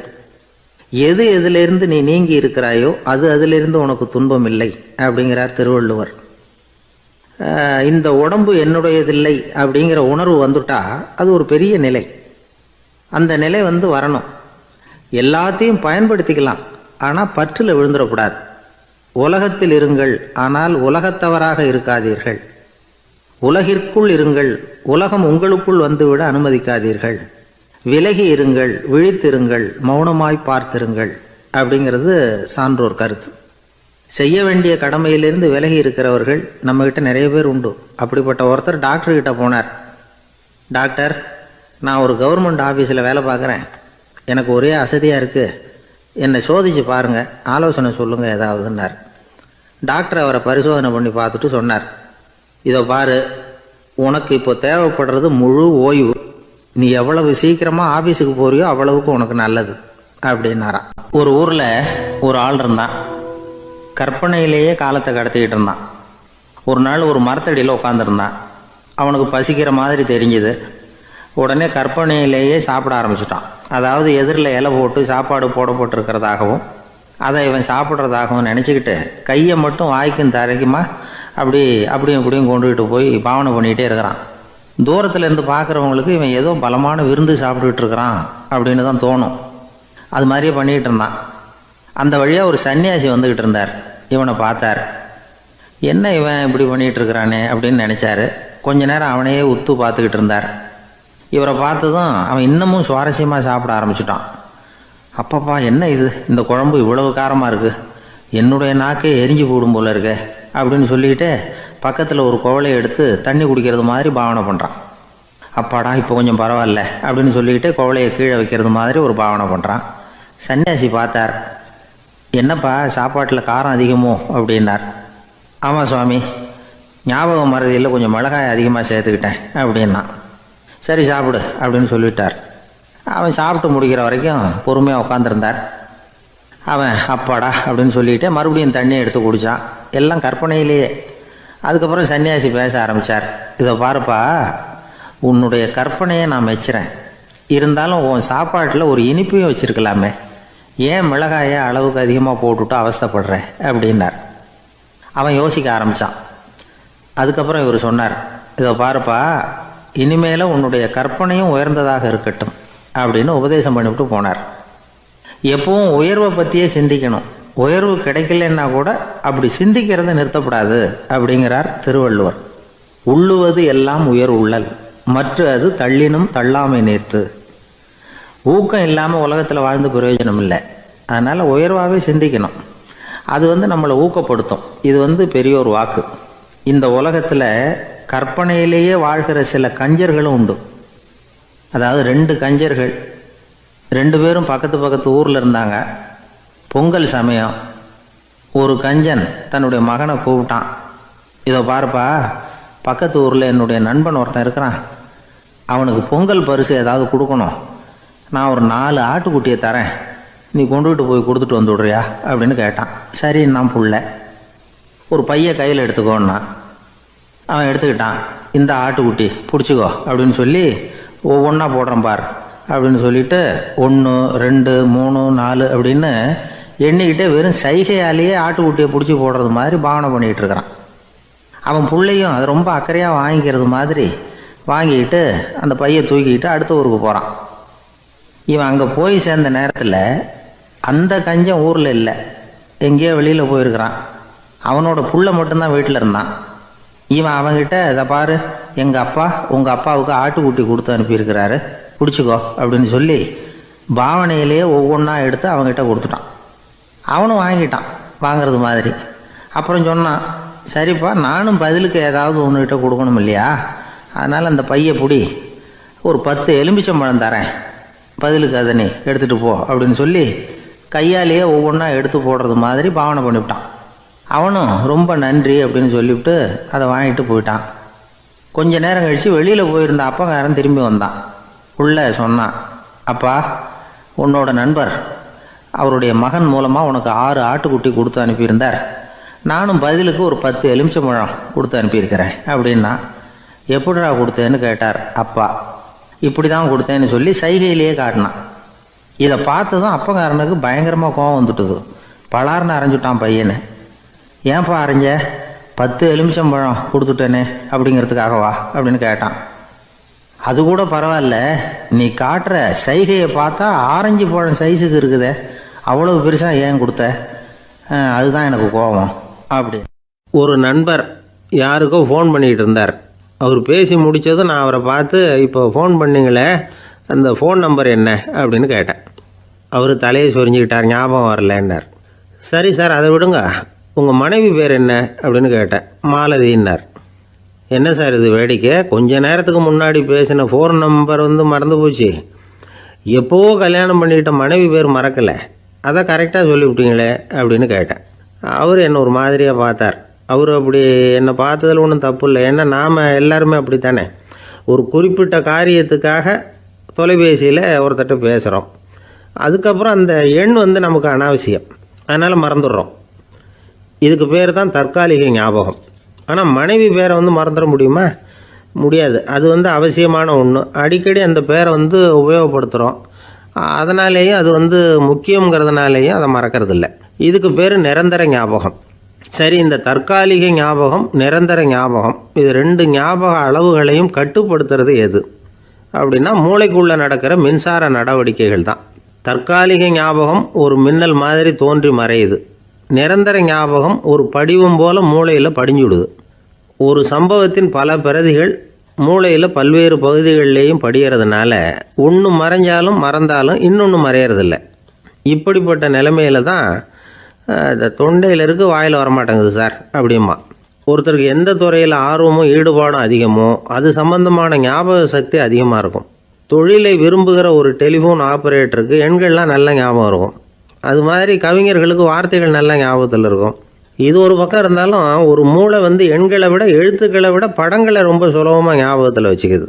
புரிஞ்சுக்கிற தன்மை, அனுபவம், புத்தி கூர்மை இது கூடி குறையிறத பொறுத்து ஞாபக சக்தியும் ஏறும் இறங்கும். இப்போ உதாரணத்துக்கு ஒரு பையனுக்கு படித்தது எதுவும் ஞாபகத்தில் இல்லைன்னா அவன் அதை சரியாக புரிஞ்சுக்கலைன்னு அர்த்தம். இந்த மறதிங்கிறது எந்த சமயத்தில் ஒரு பிரச்சனை ஆகுது தெரியுமா? உங்களுக்கு வேண்டியப்பட்ட ஒருத்தரை ஞாயிற்றுக்கிழமை சாயந்தரம் சரியாக 5 மணிக்கு கடற்கரைக்கு வர சொல்லிவிட்டு அந்த நேரத்தை மறந்துவிட்டா அது பரவாயில்ல, வர சொன்னதையே மறந்துவிட்டா தான் நிலைமை மோசம்னு அர்த்தம். இப்படி இருந்தால் இது சிகிச்சை எடுத்துக்க வேண்டிய நிலைமைங்கிறத புரிஞ்சுக்கணும். ஆமாம், இதுக்கும் மருந்து இருக்குது. ஆனால் மூளை குறிப்பிட்ட அளவுக்கும் கீழே இயங்குறப்போ இன்னொன்று சொல்லுவாங்க, இந்த நியூரோ டிரான்ஸ்மிட்டர் அப்படின்னு சொல்லுவாங்க. அப்படிங்கிற மூளை ரசாயனம் ரொம்பவும் குறைஞ்சி போகிறப்போ மட்டும்தான் உபயோகப்படும். டாக்டர் என்ன சொல்கிறாங்க தெரியுமா? மூளையை பொறுத்த வரைக்கும் அதில் ஞாபக சக்தி அதிகமாக உள்ள மூளை, மறதி உள்ள மூளை அப்படின்னு ஒன்றும் கிடையாது அப்படிங்கிறாங்க. நினைவு வச்சுக்கிறதுக்கு பயிற்சி அளிக்கப்பட்ட மூளை, பயிற்சியற்ற மூளை அப்படின்னு வேணும்னா சொல்லலாம் அப்படின்னு சொல்கிறாங்க. அதனால் நம்ம ஞாபக சக்திங்கிறது நம்மக்கிட்ட இருக்கிற பயிற்சி, முயற்சி இதை பொறுத்து தான் அமையும். ஒருத்தர் ஒரு பென்சிலை எங்கேயோ வச்சுக்கிட்டு தேடிக்கிட்டு இருந்தார். அப்புறம் என்னமோ தீவிரமாக யோசனை பண்ணி அதை ஞாபகப்படுத்தி பார்த்துக்கிட்டு இருந்தாராம். எதிரில் உட்காந்துருந்தவர் சொன்னார், பென்சிலை தானே தேடிக்கிட்டு இருக்கீங்க, அது உங்கள் வலது காதில் இருக்குது சார் அப்படின்னாராம் அவர். இதுக்கு அவர் சொல்லியிருக்காரு, பென்சிலை வந்து வலது காதில் தான் வச்சுருக்கேங்கிறது எனக்கு நல்லா ஞாபகம் இருக்குது, ஆனால் எது வலது காதுங்கிறது தான் மறந்து போச்சு அப்படின்னாராம். அவர் அதை தான் யோசிச்சுட்டு இருந்திருக்கிறார்.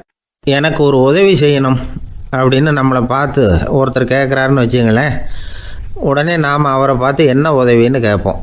இதுதான் சராசரி மனிதர்களின் இயல்பு. ஆனால் ஒருத்தர் எனக்கு ஒரு உதவி செய்யணும் அப்படின்னு கேட்ட உடனே என்ன உதவின்னு கூட கேட்காம சரி செய்கிறேன் அப்படின்னு ஒத்துக்கிறது இருக்கு பாருங்கள், அது கொஞ்சம் அபூர்வம். அந்த காலத்தில் ஒருத்தர் இருந்தார். அவர் எப்படி தெரியுமா, உதவி கேட்குறவங்க நல்லவங்களா கெட்டவங்களா அப்படின்னு கூட பார்க்கல, தனக்கு நன்மையா தீமையா அப்படின்னு கூட பார்க்கல, உதவி செய்கிறேன்னு புறப்பட்டு விட்டார். அவர் யார் தெரியுமா, அவர் தான் நல சக்கரவர்த்தி. அவர் மாதிரி நாமும் உதவி கேட்குறவங்களுக்கு உடனே உதவி செய்கிறதுக்கு தயாராக இருக்கணும் அப்படின்னு சொன்னார் ஒரு ஆன்மீக பேச்சாளர். நல சரித்திரத்தை அவர் சொல்லிக்கிட்டு இருந்தார். இந்திரன், அக்னி, வருணன், யமன் இவங்க 4 பேரும் நலனை பார்த்து எங்களுக்கு நீ உதவி செய்யணும், எங்களுக்காக நீ தூது போகணும் அப்படின்னு கேட்குறாங்க. யாருக்கிட்ட தூது போகணும், என்ன காரியத்துக்காக போகணும் அப்படின்னு கேட்கணும்ல. நலன் அப்படி கேட்கவே இல்லை, உடனே சரின்னு ஒத்துக்கிறான். அதுக்கப்புறம் அவங்க விவரம் சொல்கிறாங்க, என்ன உதவி, யாருக்கிட்ட தூது போகணும் அப்படிங்கிற விவரத்தை சொல்கிறாங்க. நலனுக்கும் அப்புறம்தான் புரியுது, எந்த தமயந்தியை இவன் காதலிச்சானோ, எந்த தமயந்தின் சுயம்பரத்துக்காக இவன் போய்கிட்டு இருக்கிறானோ அந்த தமயந்தியை பார்த்து தங்களுக்காக அவகிட்ட வாதாடணும், பேசணும், தங்களில் ஒருத்தரை கல்யாணம் பண்ணிக்கும்படியாக கேட்கணும் அப்படின்னு அவங்க 4 பேரும் நலன்கிட்ட கேட்குறாங்க. இதை கேட்டதும் நலன் கொஞ்சம் கூட முகம் சுளிக்கலை, பதட்டப்படலை. நேராக தமயந்திக்கிட்ட போகிறான். இந்திரன், அக்னி, வருணன், யமன் இவங்களோட சிறப்புகளை எடுத்து சொல்கிறான். இவங்களில் ஒருத்தரை கல்யாணம் பண்ணிக்கலாம் அப்படின்னு சொல்லி கேட்டுக்கிறான். ஆனால் இதுக்கு தமயந்தி சம்மதிக்கலை. சுயம்பரம் நடக்குது, அவள் நலனை தேர்ந்தெடுக்கிறாள். அந்த 4 பேரும் நலனுக்கு நிறைய வரங்கள்லாம் கொடுக்குறாங்க. அதுக்கப்புறம் இப்படி போகுது கதை.